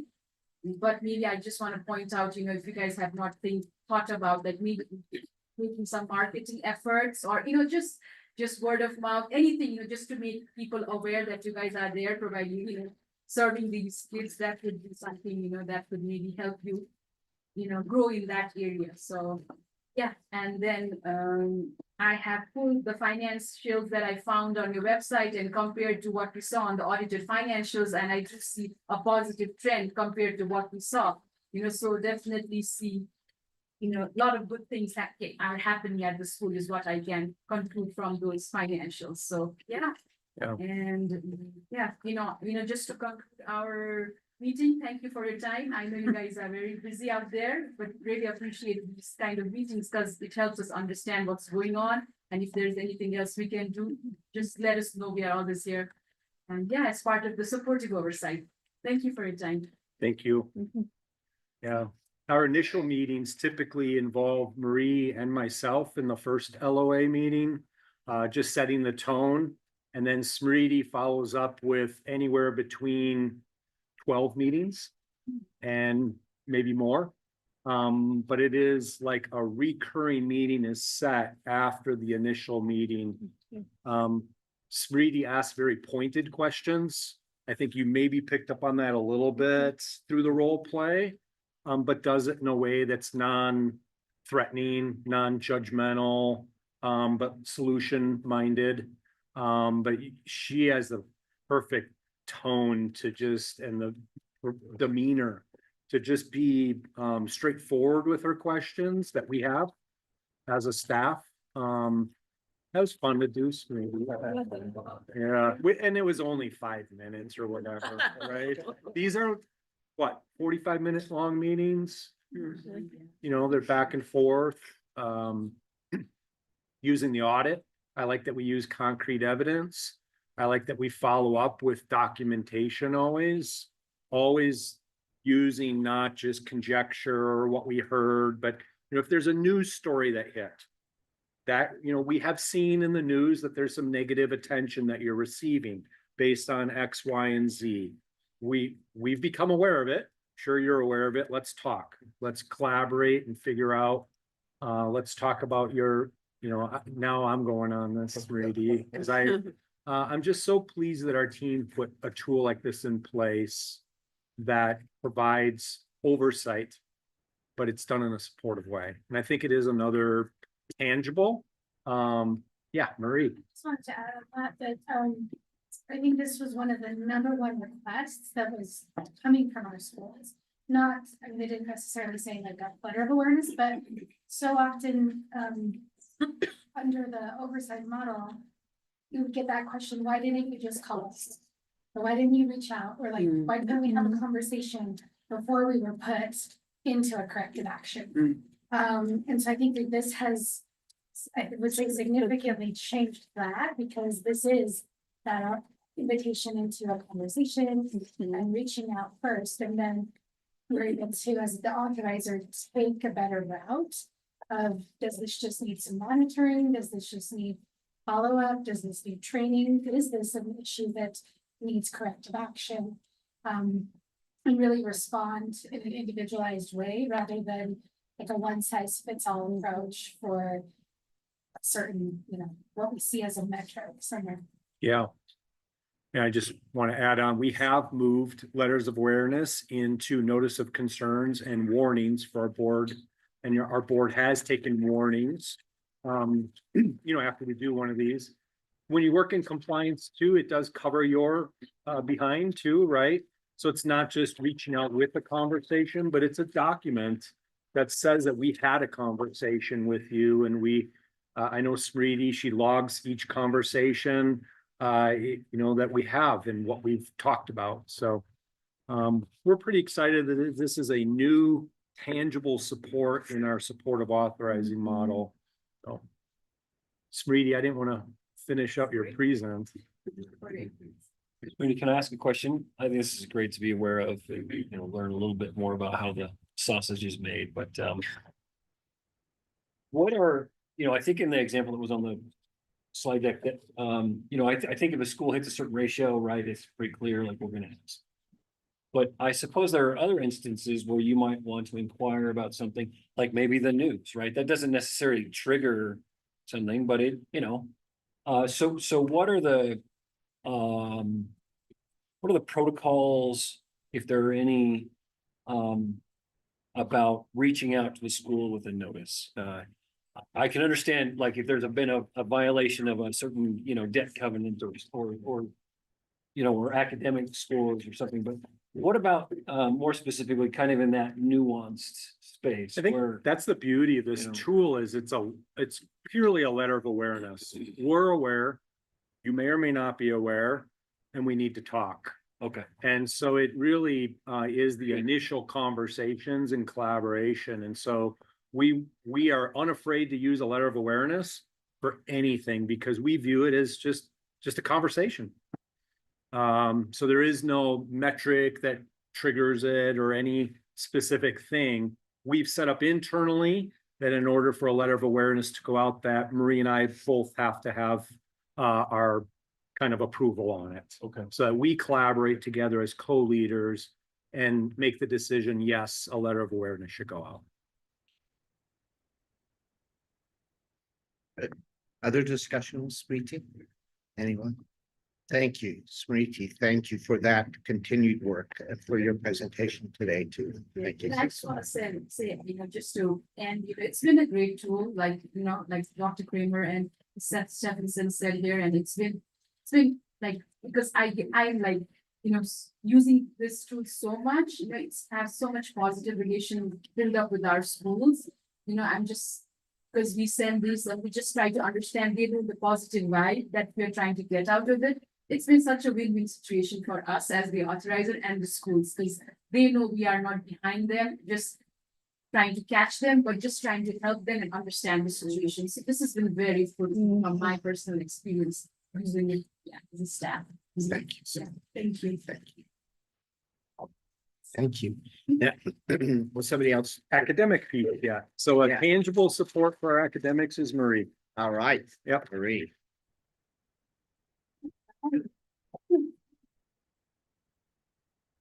Well, in our workshop fashion, we are going to play a little game.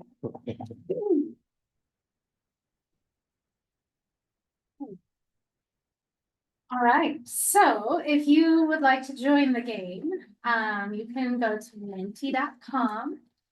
And there's the code there to join the game. You can do it from your phone or your computer.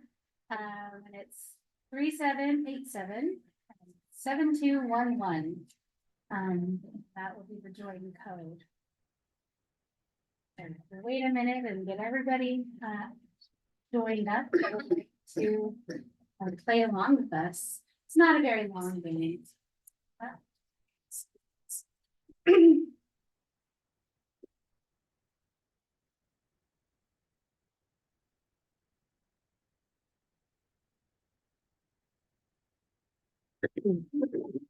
Seven, 7211.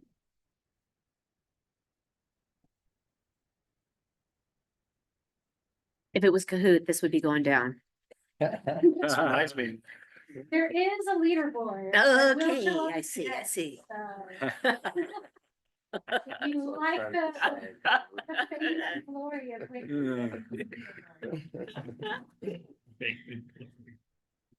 all right.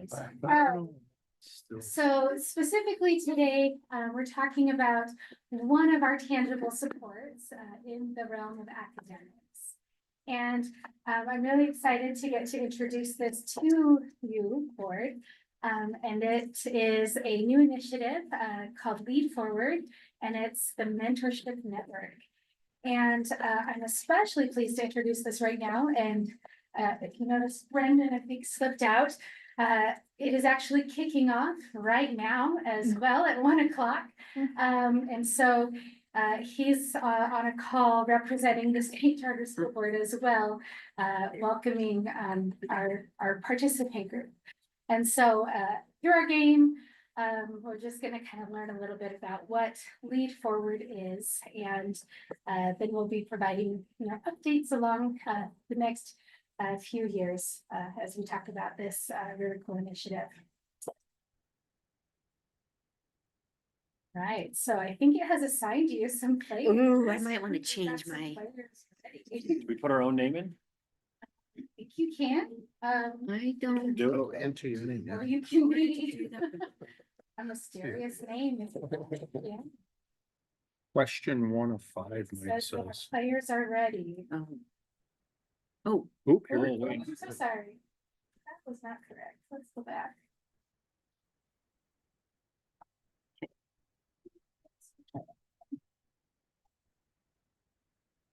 Get ready to play. Does it say? Let's see. Mine says get ready to play, Paul. mhm. Our team knows I'm all into this. Hey, how Time to win. in cohort 1? Oh. So it gives you 20 seconds to guess. How many schools are participating in cohort 1? That's what's kicking off right now. You can guess 6. Is this a game or is this real, like, or something real's going on? Giving you real answers. But we have no data. We don't know. We don't have any. We're just No, guessing. we- We're guessing. guess. Oh. The answer is 6. There are 6 Oh. schools participating in cohort Did 1. you? They were just playing. Just so everybody knows, I'm the Oh, no, we're fish. winning now.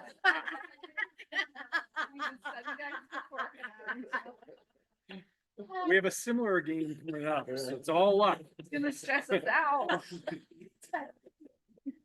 What I wanted to share with this is that of those 6 schools, 3 are mentors and 3 are mentees. And this was kind of a vision we've had, or I've had over the last few years of wanting to have a school mentor a school. And speaking with our USBE purchasing department and talking like, can we do that? Can a school mentor a school? What would that look like? And finally getting all of the contracting figured out, we were able to roll that out this year. And so school mentoring a school. The way that we selected those schools was we took schools in the top like 25% of performance that are in our portfolio, and then schools in the next 25%. So you know, they're taking good to great, right? So that was how those matchups occurred. The schools that were in those different quadrants were invited to apply to be part of these cohorts. And then of those schools, some said, you know, yes, I'm interested. Some said, I'm not interested. Thank you anyways. And then of those, I think we had like 15 in that top quadrant that said, you know, they were willing to be mentors. We had another, you know, maybe 5 or 6 in the second quadrant that said, yes, you know, we have the capacity and time to be mentored, or mentees, I guess. And so then we did a little matchmaking and asked them like what they're looking for, and kind of all on the back end. And so a total of 6 schools for this specific. So we're really excited to roll that out. All right, your next question. How many cohorts will there be? 2, 3, or 5 cohorts? How many will there be?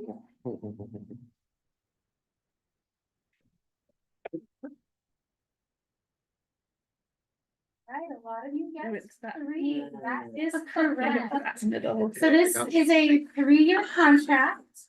And in this 3-year contract, we will then at the end of 3 years be assessing and seeing how did that go. We plan that our cohorts will be a little bit bigger in the future, but for our first cohort, we thought limiting to 3 mentors and 3 mentees, you know, was a little bit more manageable to start with. I think that's a good number for a pilot. Yeah. Gives you enough data that you can make some generalizable decisions, but it's not so big that you make some mistakes. It's not so consequential. Right. And if then at the end of our 3-year contract too, we want to continue this. Yes. We can Yeah. you know, keep this going, or we can say, well, that was fun for 3 Yeah. years. I feel the same. I wanted the answer to be 3, so that's why. I do. Me too. That's good. Yeah. All right, who are we partnering with for the Lead Forward initiative? One Direction, USBE, or West End? I feel like maybe that's it. I don't know. I feel like you should all get this one correct.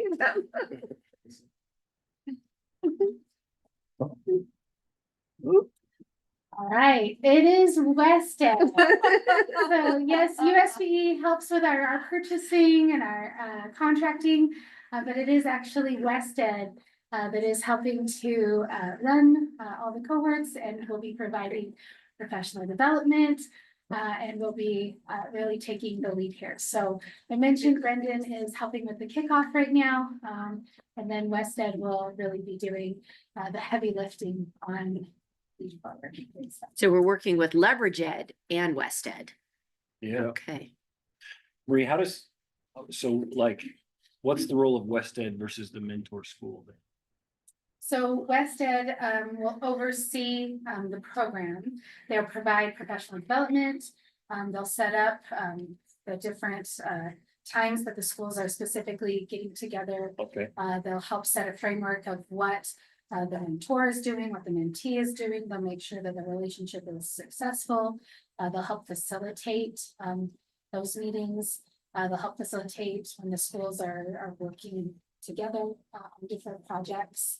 And then they meet with us, every couple of weeks and give us updates, and will help with the reporting element of the success of this initiative.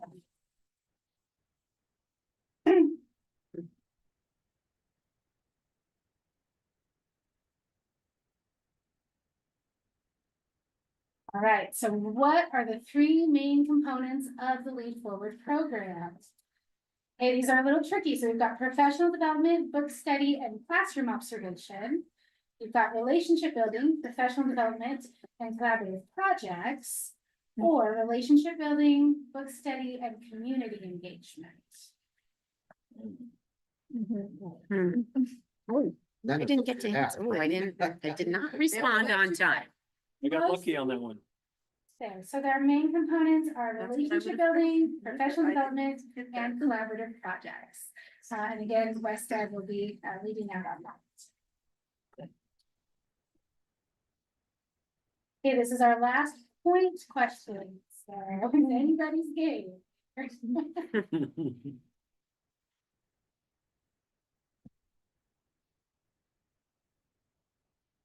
How many hours per month are the participants expected to commit to this project? Less than 1, 1 to 2, 2 to 4, 3 to 5, 5 or more. Oh, wait, I want to change. I know, let's lock in. Once you're in, you're locked in. I guess. Go through that. I don't feel good about it. Oh, I was 3 to correct. 5 hours. Yes, that is the correct An hour a week. time that we are anticipating the participants to commit to this. Okay, our leaderboard. Okay. Oh, what happened? There was proficiency and then growth. Who's B?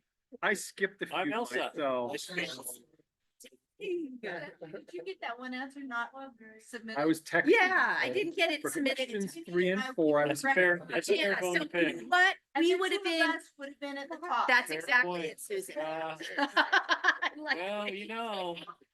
we were being very deliberate in our choice and thinking, exactly. Ifs and buts. Oh, I was. That's, I missed a few. that's right. I should have. These are not for points, but just for fun. So hearing a little bit about it, what do you think one of our primary goals of Lead Forward is? Or what are you excited about? Oh, This is just an open-ended. oh, okay. Can we type? Yes. And I think it makes a word cloud. Oh, we have to do it separately? This is very technical.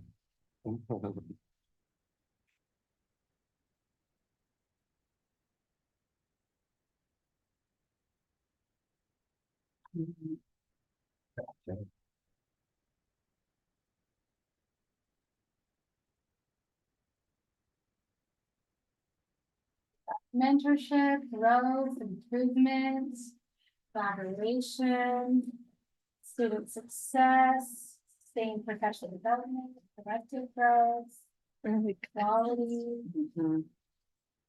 expanding, vision.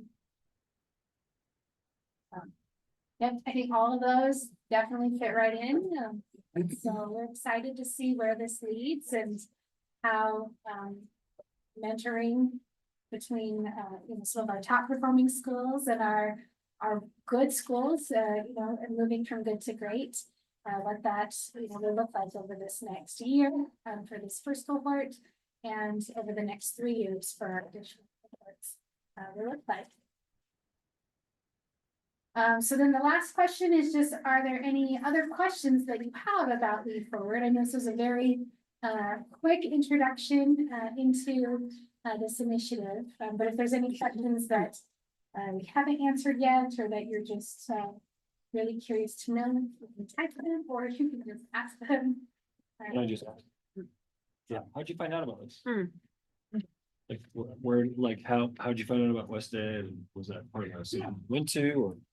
So this was, again, like the school to school mentoring, was something, I wanted to see if that was something we could do for a number of years. We're trying to figure out the contracting side of that, what that would look like and how that would be run. It took some time and finagling, with our purchasing department, and making sure that, it wouldn't be too much of a burden for us to manage, and trying to figure out, what that could look like.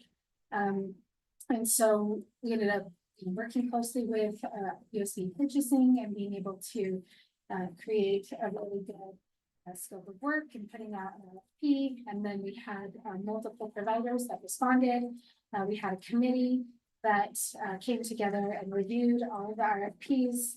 I was able to score those, and based on the scoring on those RFPs, West Ed received the highest score, and so they were awarded the contract, as typical purchasing. But this co-mentoring idea, so this is really coming from you then? Is that what I'm, like, versus we went to the Nexa conference and we saw this and thought, oh, we would want to maybe do something like that. This is really kind of something that you've been churning on for years and years. And so you're like, how do I take my idea to something that's tangible? Wow, that's great. Yeah. And West Ed is a great organization. I was on the board of West Ed for 6 years, maybe, and they're. I'm just like, what? Chair Bowles, you are amazing. I'm old. But it's a great organization, and it includes, it's the Regional Educational Laboratory, the U.S. Office of Education, as well as that West Ed collaboration of California, Nevada, Arizona, and Utah. And there are other regional educational like McCrell, there's a Northwest Lab, some others, but they are really tremendous groups and do excellent work. Yeah. Thank you. Thank you. Great. Yeah. Thank you, Chair Bowles. Is it public, the schools that are participating? Can we find that those mentorship partners? I don't know if, I'm just curious who our 6 schools are that are participating. Yeah, that's a good question. Just so we know, and being aware that these are our schools participating, and so if we meet them out and about. Okay, we have Mountain View Montessori, Okay. and that's down in Mhm. St. George area. Then we have Robin School, that's in Pueblo. And then we have Bear River Charter School, Mm. which is Logan. Bear River, Logan area. Ranches Academy, North Star Academy. And that's-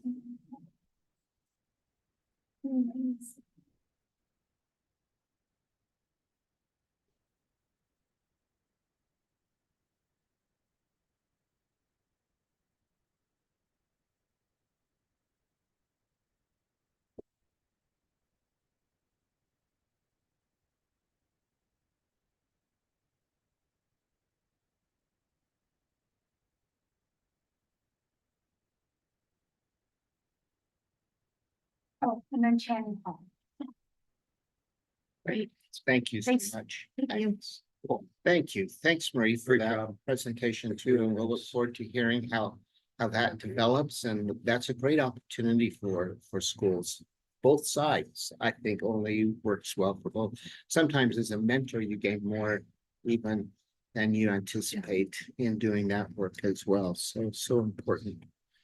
Jonah, if we were in another state in charters, at least I think some of us, as we've been to NACS, are sometimes shocked at how other authorizers approach the work.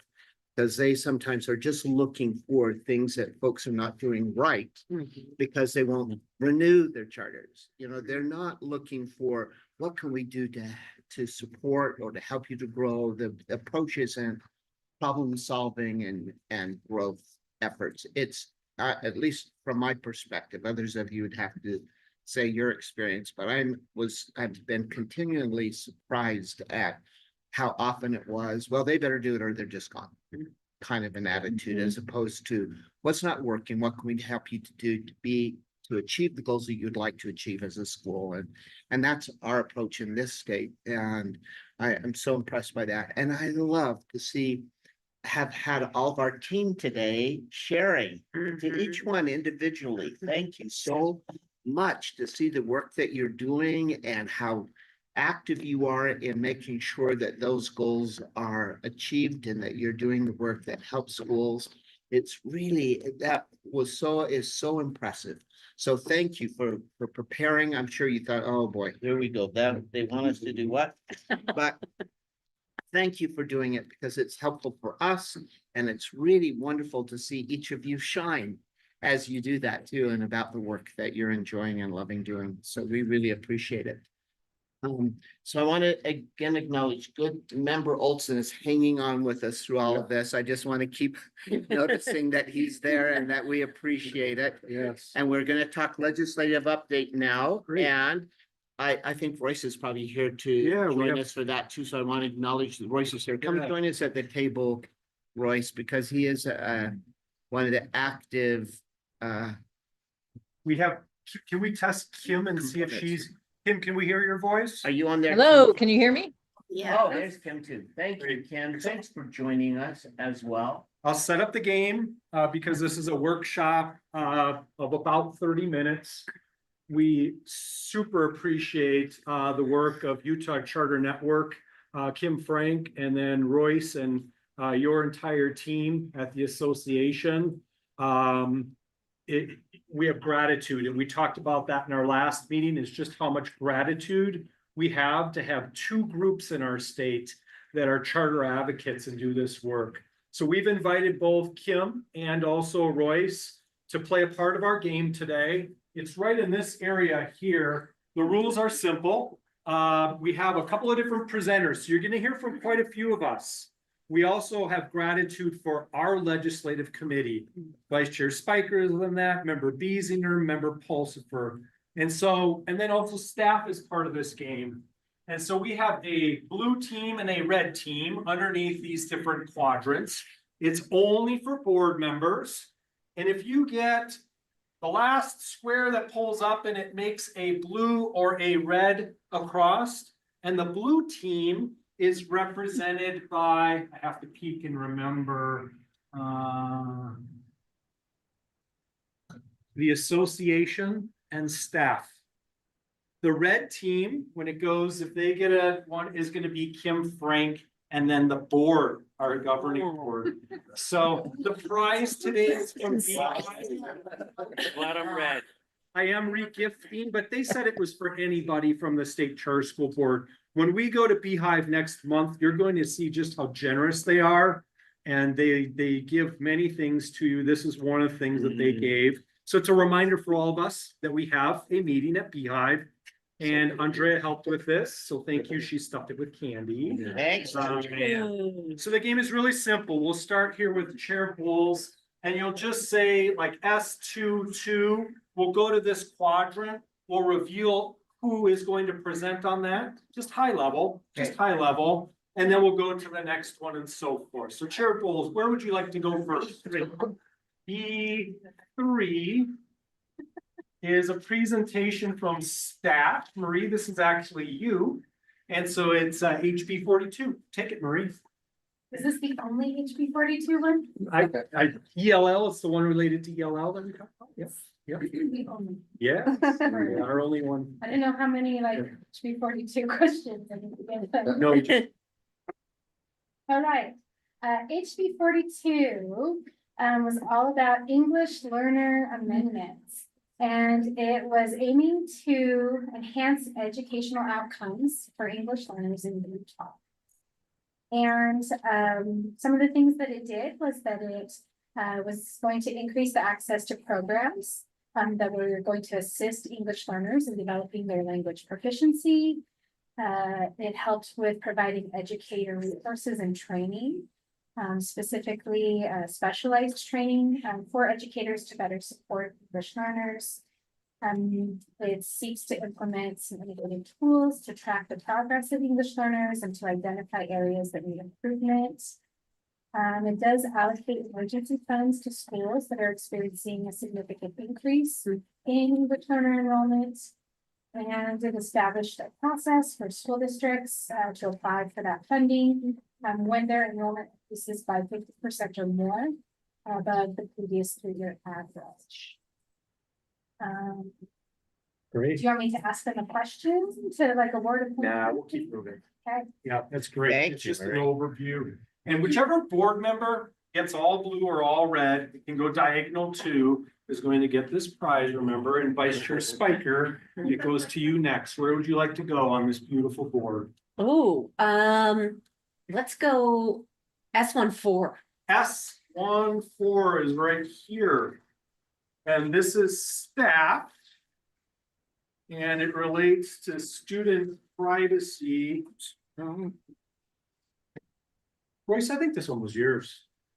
That's SB 105, not HB 105. Oh, SB 10, this one is yours, because only you would be able to clarify. This one is you. Definitely. Yeah. Thank you, Royce. This is Senator Pitcher, and she just wanted to make sure that in our locker rooms in particular, we don't have a requirement that someone has to change and, expose themselves without a privacy space. So it would be curtain or being able to go into a bathroom. If you want to, you can change many times in many locker rooms. But this was designed to say, look, not everyone's comfortable with that. We want to make sure that that's possible. Kind of a common sense law in some ways. I think I remember you talking about it, Royce, and so this was widely supported. Yes. And kind of a no-brainer in many ways. I know you were the one that first brought me up to speed on this one, so great. Member Beeson, where would you like to go on this? Well, we have 2 blues and no reds. Come on. Yeah. Are we rooting for red? Well, you're rooting for yourself to get a row or something. Are we red? We're red. I think we're red. I'll go with C3. C3 is a presentation. Okay. Hey. And this is Kim Frank. Kim, on our board here, it says that you would talk about HB 100, food security. Happy to, yes, thank you. Food security amendments, chief sponsor was Tyler Clancy. The idea was behind this bill was hungry students can't learn, which I couldn't agree more with, and I'm sure you all agree. He pointed out in his presentation that the cost of this is less than 1% of the entire education budget. And what it does is it allows for 40,000 plus students in Utah to receive not a reduced price lunch, but a free lunch, which I think is fabulous. That was the main goal of the bill. The second was to protect kids receiving free school lunch from embarrassment. It's hard to believe, but apparently there are schools that have different color trays if you're free and reduced lunch or whatever that makes a child, as if they don't feel embarrassed enough, stand out. So this disallows that kind of thing, anything like that. A third one made me laugh, but it's true. It needs to be done. It's limiting waste. So they're requiring, I remember when I was a kid, you would get your hand slapped if you had milk left in your carton or an apple on your tray, because you had to show it to somebody before you could throw your stuff away. I remember that. This is not that bad. This just says if you have a package of some kind of, an apple that hasn't been eaten, a package of chips or vegetables or whatever that's packaged, that every school has a table available for any student to go on that, to that table and pick whatever they want to eat. I think it's fabulous. It's a great idea. Thank you, Kim. Bill. That's a great idea. Member Pulsifer, where would you like to go to get another factor? Go red.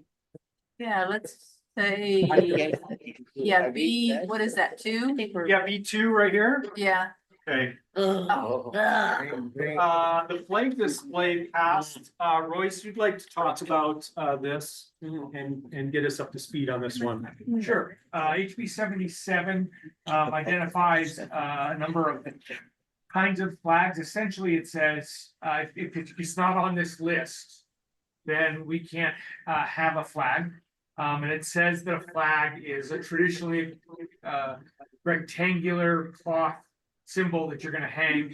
By and large, what it's saying, the flags are political flags of the state, the country. There's the POW, MIA, but it's a list of about 15 university flags as well. I should also note, I don't know what the actual outcome of this is going to be.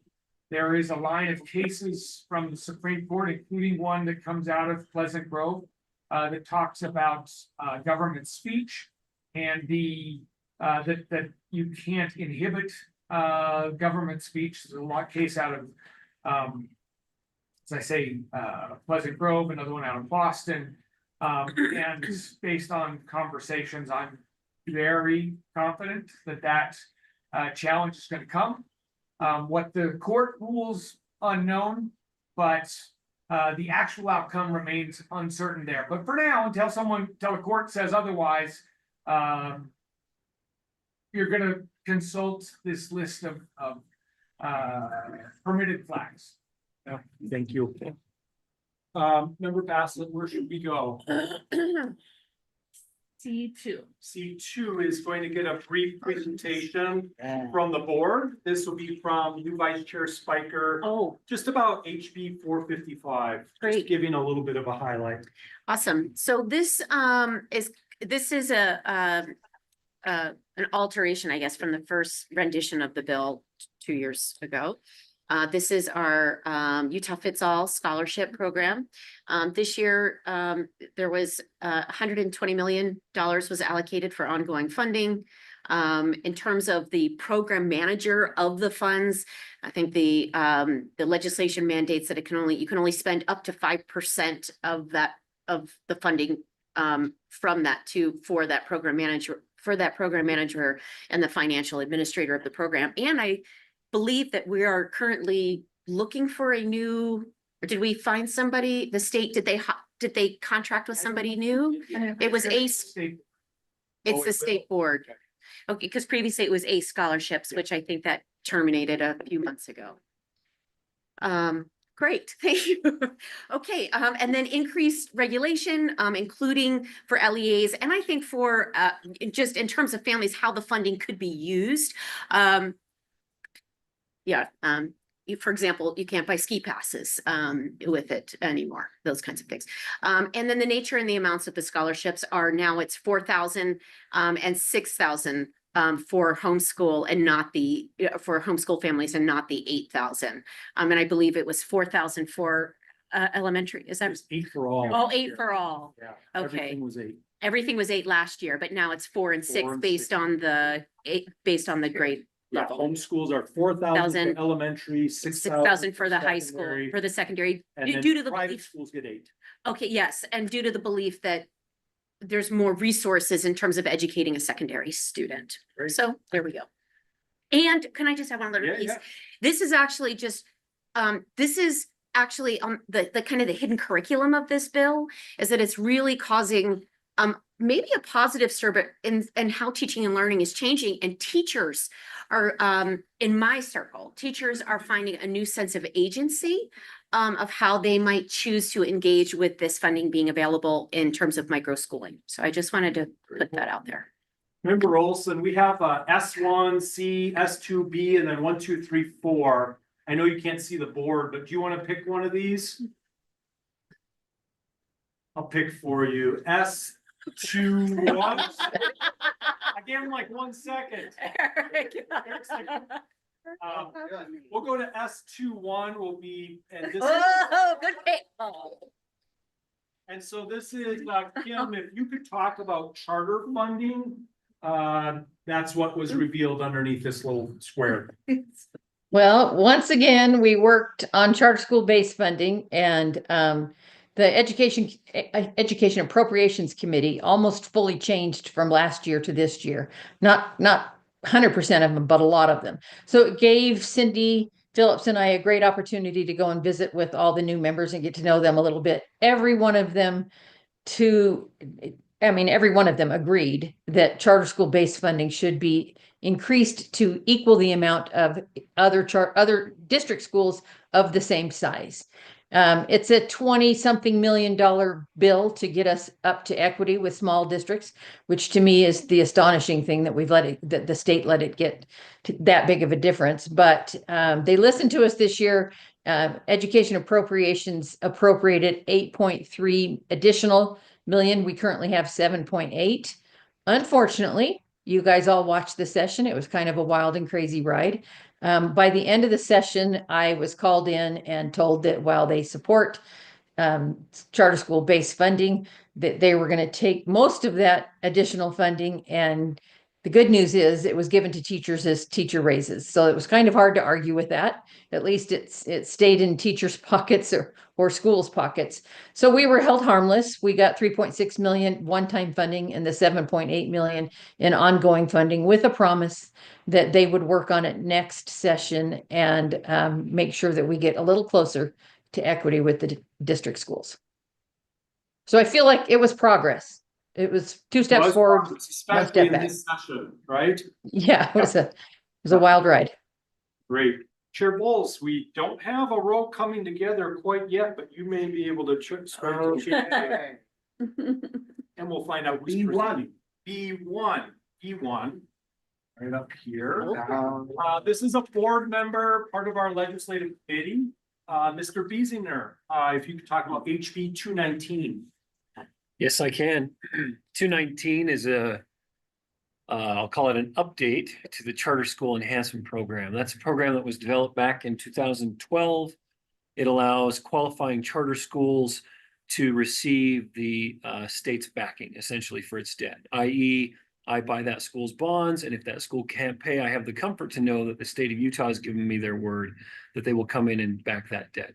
It basically expands the pool of investors and really turns a school's debt from a high yielding bond portfolio to a high quality bond, and it reduces. It fluctuates, but we'll call it a 1.5% reduction of a school's interest. That's serious money. Yeah. Since 2012.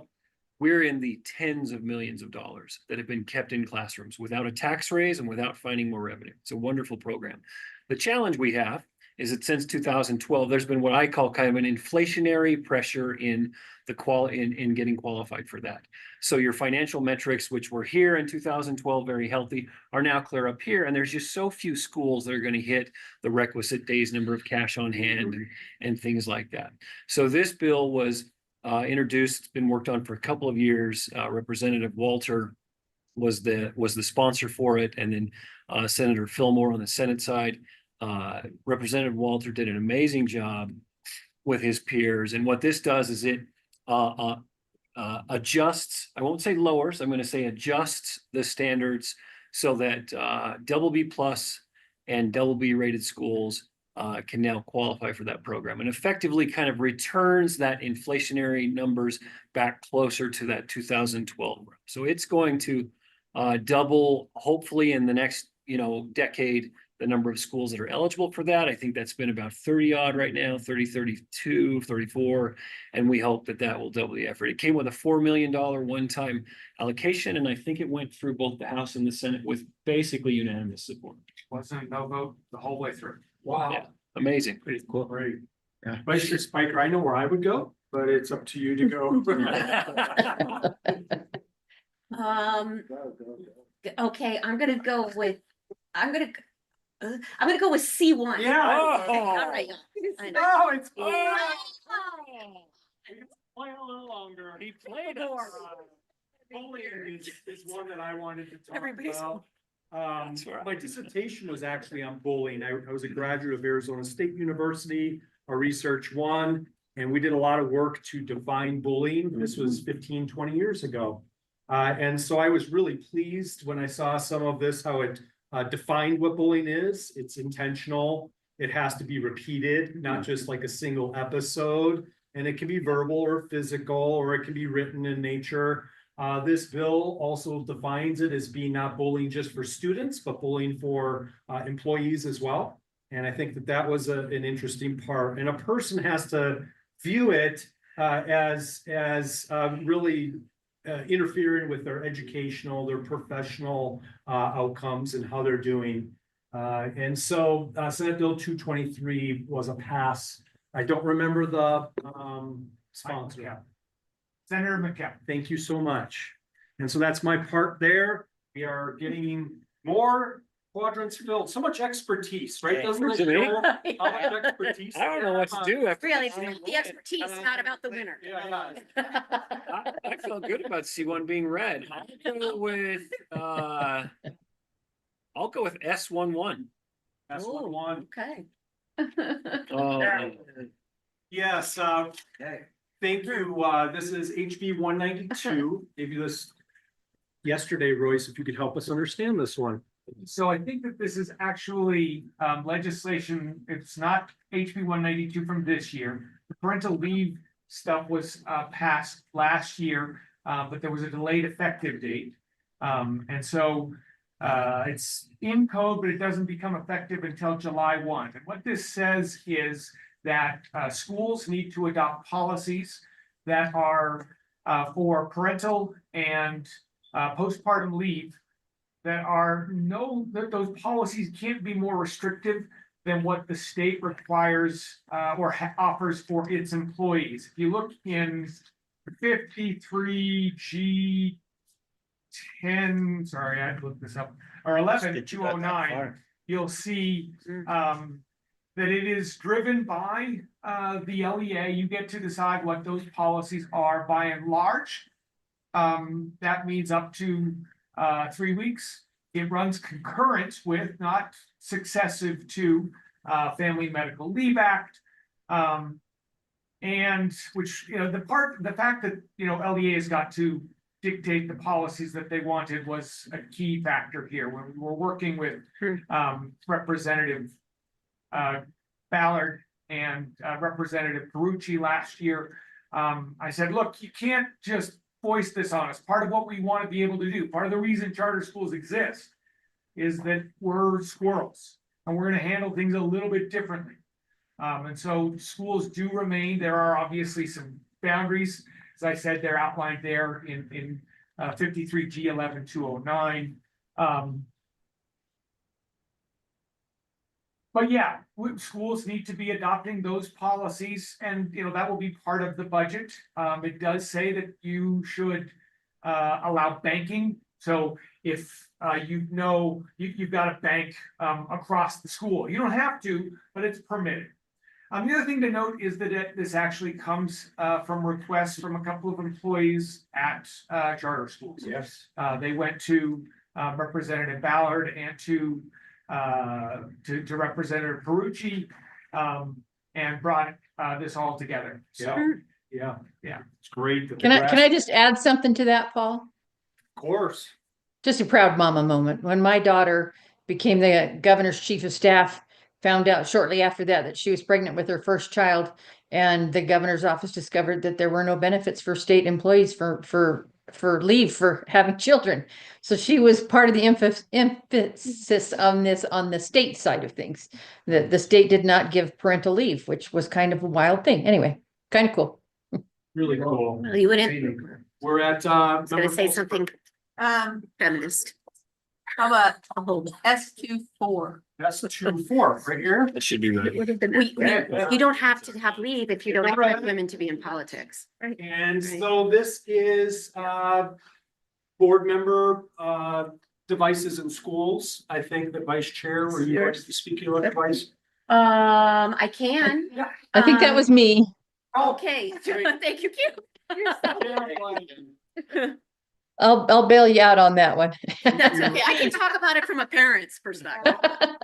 Well, and 90% of teachers and 80-something% of parents supported this bill.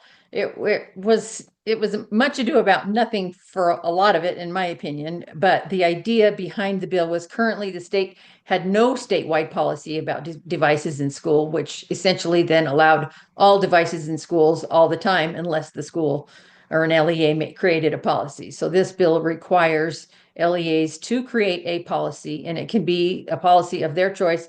Anything from no devices in schools. Well, it has to be during classroom hours. They have to allow students to bring the devices to schools. But each LEA will now be required to have their own policy.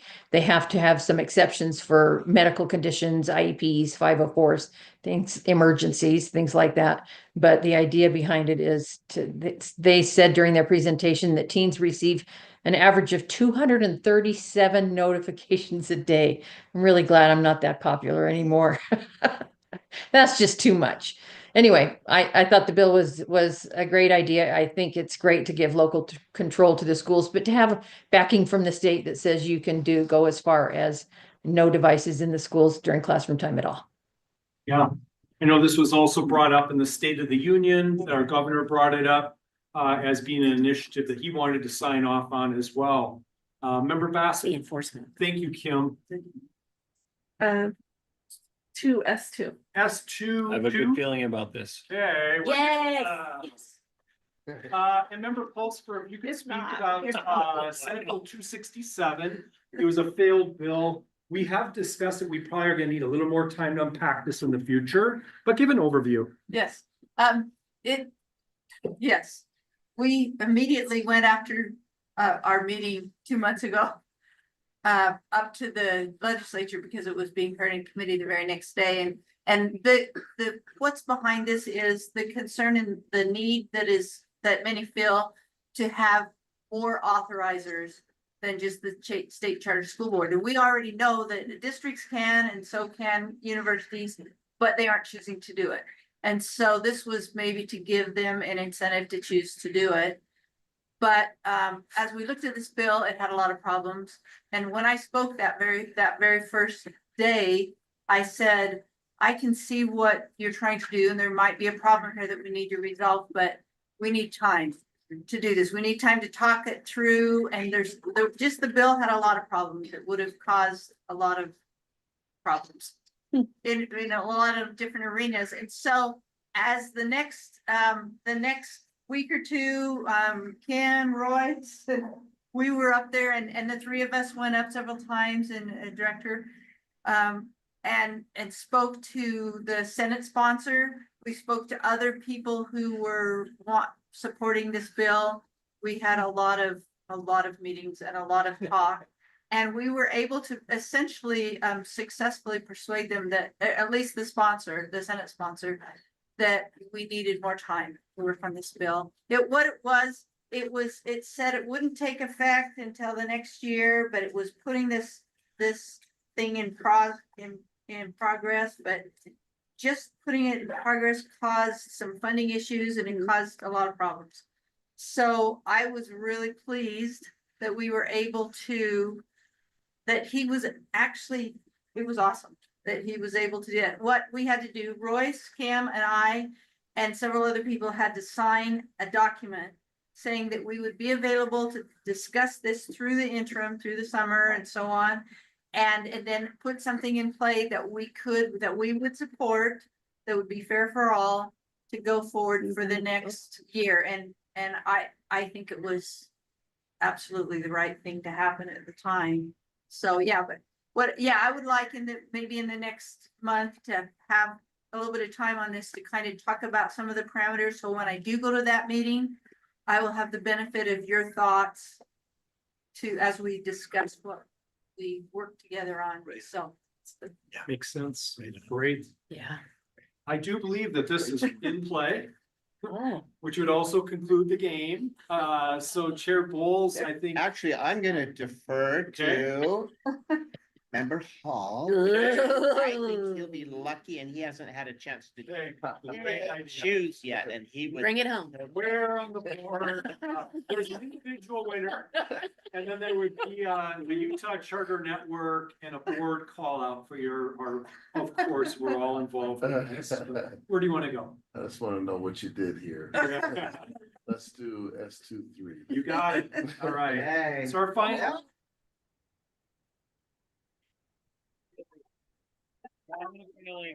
I know that was it.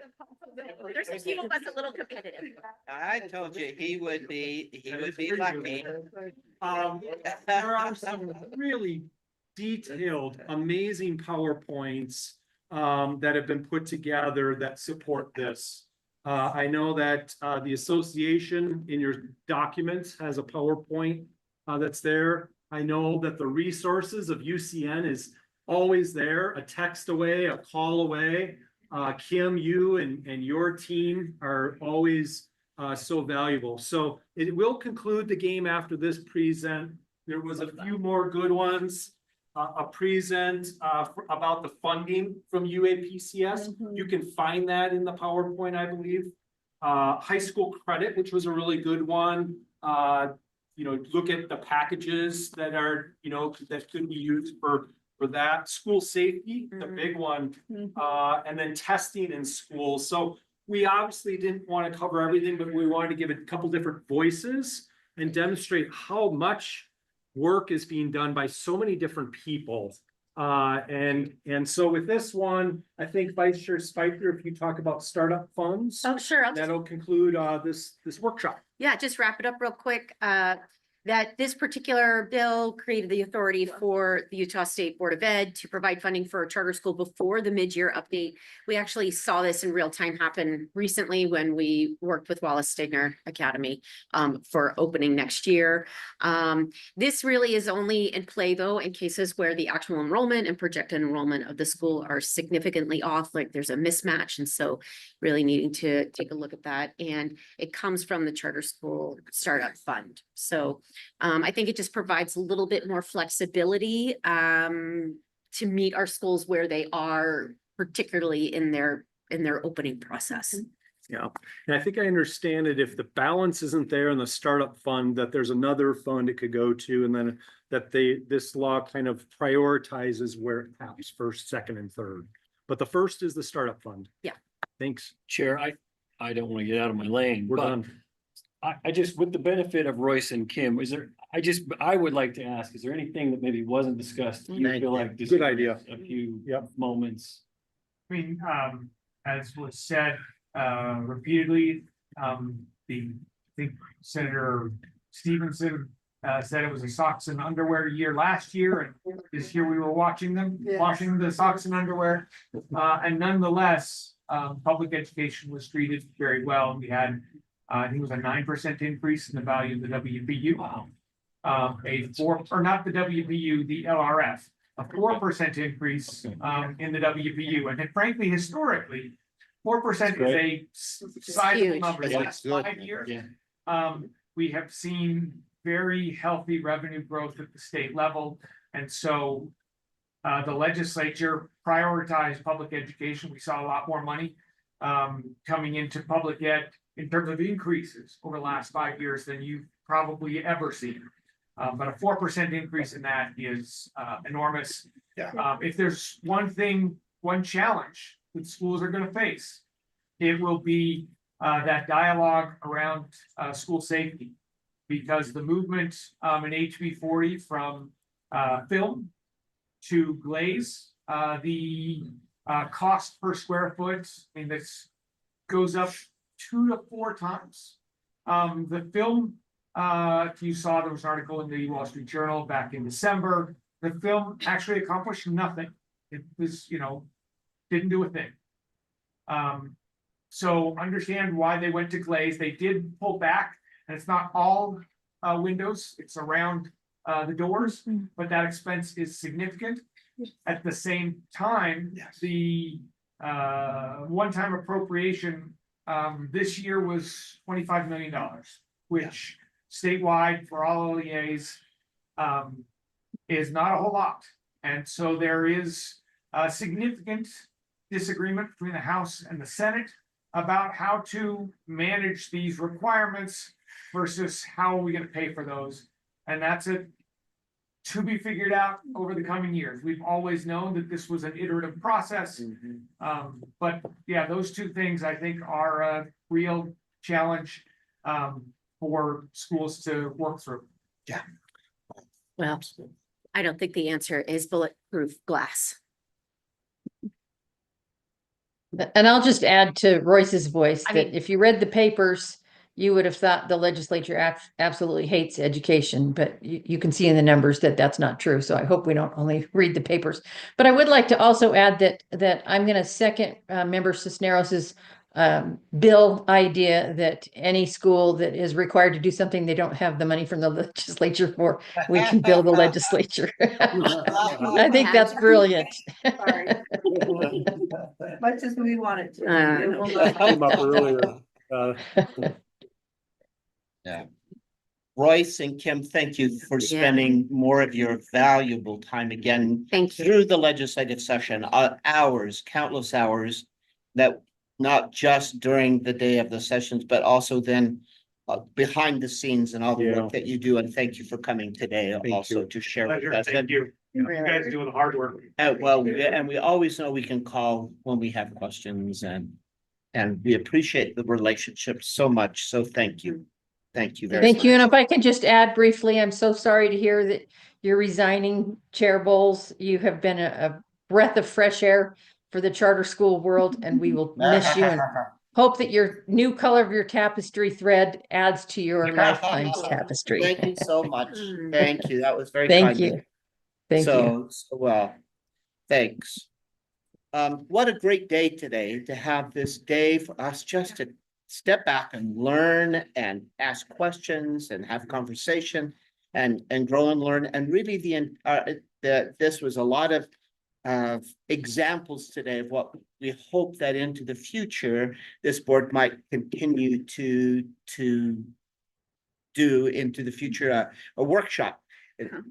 Once a month, a short time for a workshop, or periodically, however you choose to do, or not at all if you choose not to do that. But I hope you see the value of having this opportunity to talk about it and ask questions and to have learning. Tell us about, or we need to know more about. People are asking me questions about. Representative Pulsifer, Member Pulsifer said, it's just sorry habit, I will keep doing that. But Member Pulsifer has said to us, someone asked her about board training, for example, and if you don't know, you don't know. And so coming here and asking those kinds of questions, having that opportunity is really valuable for us to be able to answer questions for folks. I think you're gonna have something to say too. I do. I think even in terms with interaction with the legislature and state board and others, the more we know and the more we can demonstrate good things that are happening, Yes. the better off we'll be. Yeah. And one thing that I thought was really interesting about something that I thought was great that happened in the legislature this year, but the Speaker of the House championed a bill to provide funding for the CTE programs because he went to one in Davis and said, wow, this is incredible. We love it. Well, what he didn't know is most districts have had them for a long time, and Jordan has been had it for years. and Right. They've had those amazing things happen. Right. But he didn't know. Right. And as most of the legislators didn't know. Right. And so then they see it and they say, well, this is awesome. Look, I can't believe it. We need it to be in all the districts, so I thought it was a good thing that happened. That's right. But the point is, so often what they hear, a lot of their information is coming from people who are disgruntled, who are frustrated and disgruntled. And so it would emphasize some of maybe the bad things or negative things that happen. And they don't know and realize the good. Right. And so, the more that we can be knowledgeable ourselves and in our interactions, be able to share and highlight, some of the good things, not to say we don't need to deal with the bad things, but it's important. Exactly. And it can be super, super helpful to, for them to see that. And then it's like, oh, I didn't know that. Yeah, well said. People are going to talk. And they will, if they want to try to contribute, they're going to talk about what can I contribute, or they're going to talk about what's going on with schools. And if we can give them the right things to talk about, by it's very helpful. So they're talking about the things we'd like them to talk about that are positive, forward moving kinds of things that really are successful and are benefits for the families of Utah. So we should continue to do that. So I'm going to recommend we have that you've seen now some ideas around workshops. Instead of taking time right now to brainstorm, I think maybe your minds are still thinking about some possibilities of things that you'd like to know. So I'm going to recommend that as you, if you have some of those ideas in mind, that we can email Director Kramer or Associate Director Stephenson and say, here, could we have a workshop on this idea? Maybe even next time in the next meeting, if you want to bring those ideas, there'd be a minute you could collect them onto, say, I've been thinking about this and collect them together, as opposed to doing it right now. I think we've had a very productive day, but we may need some time for that to ferment in our minds and to think about it and to let those ideas germinate and for us to bring those back. Unless somebody has some right now, I'm not trying to stop anybody saying, but this is just ready to come out. I want to talk about that. And if not, we'll just send those ideas as they come and know that that's an ongoing process. Anytime something comes up or someone asks a question, please, say, hey, here's something that it would be good to know about and to generate. And that's what we should be doing. All right. With that in mind, unless anybody has additional things you need to share today, with that in mind, we've accomplished everything on our agenda, and I call this meeting adjourned. Until May 8th, we'll be at May 8th at Beehive. And I know we're going to have results of a survey around all of our schools. So that was my request for workshops. So we'll do that next time. Yes, sir. All right. Thanks all. Good. I'm gonna be out of town. I just thought of that. 25th of April to May 2nd.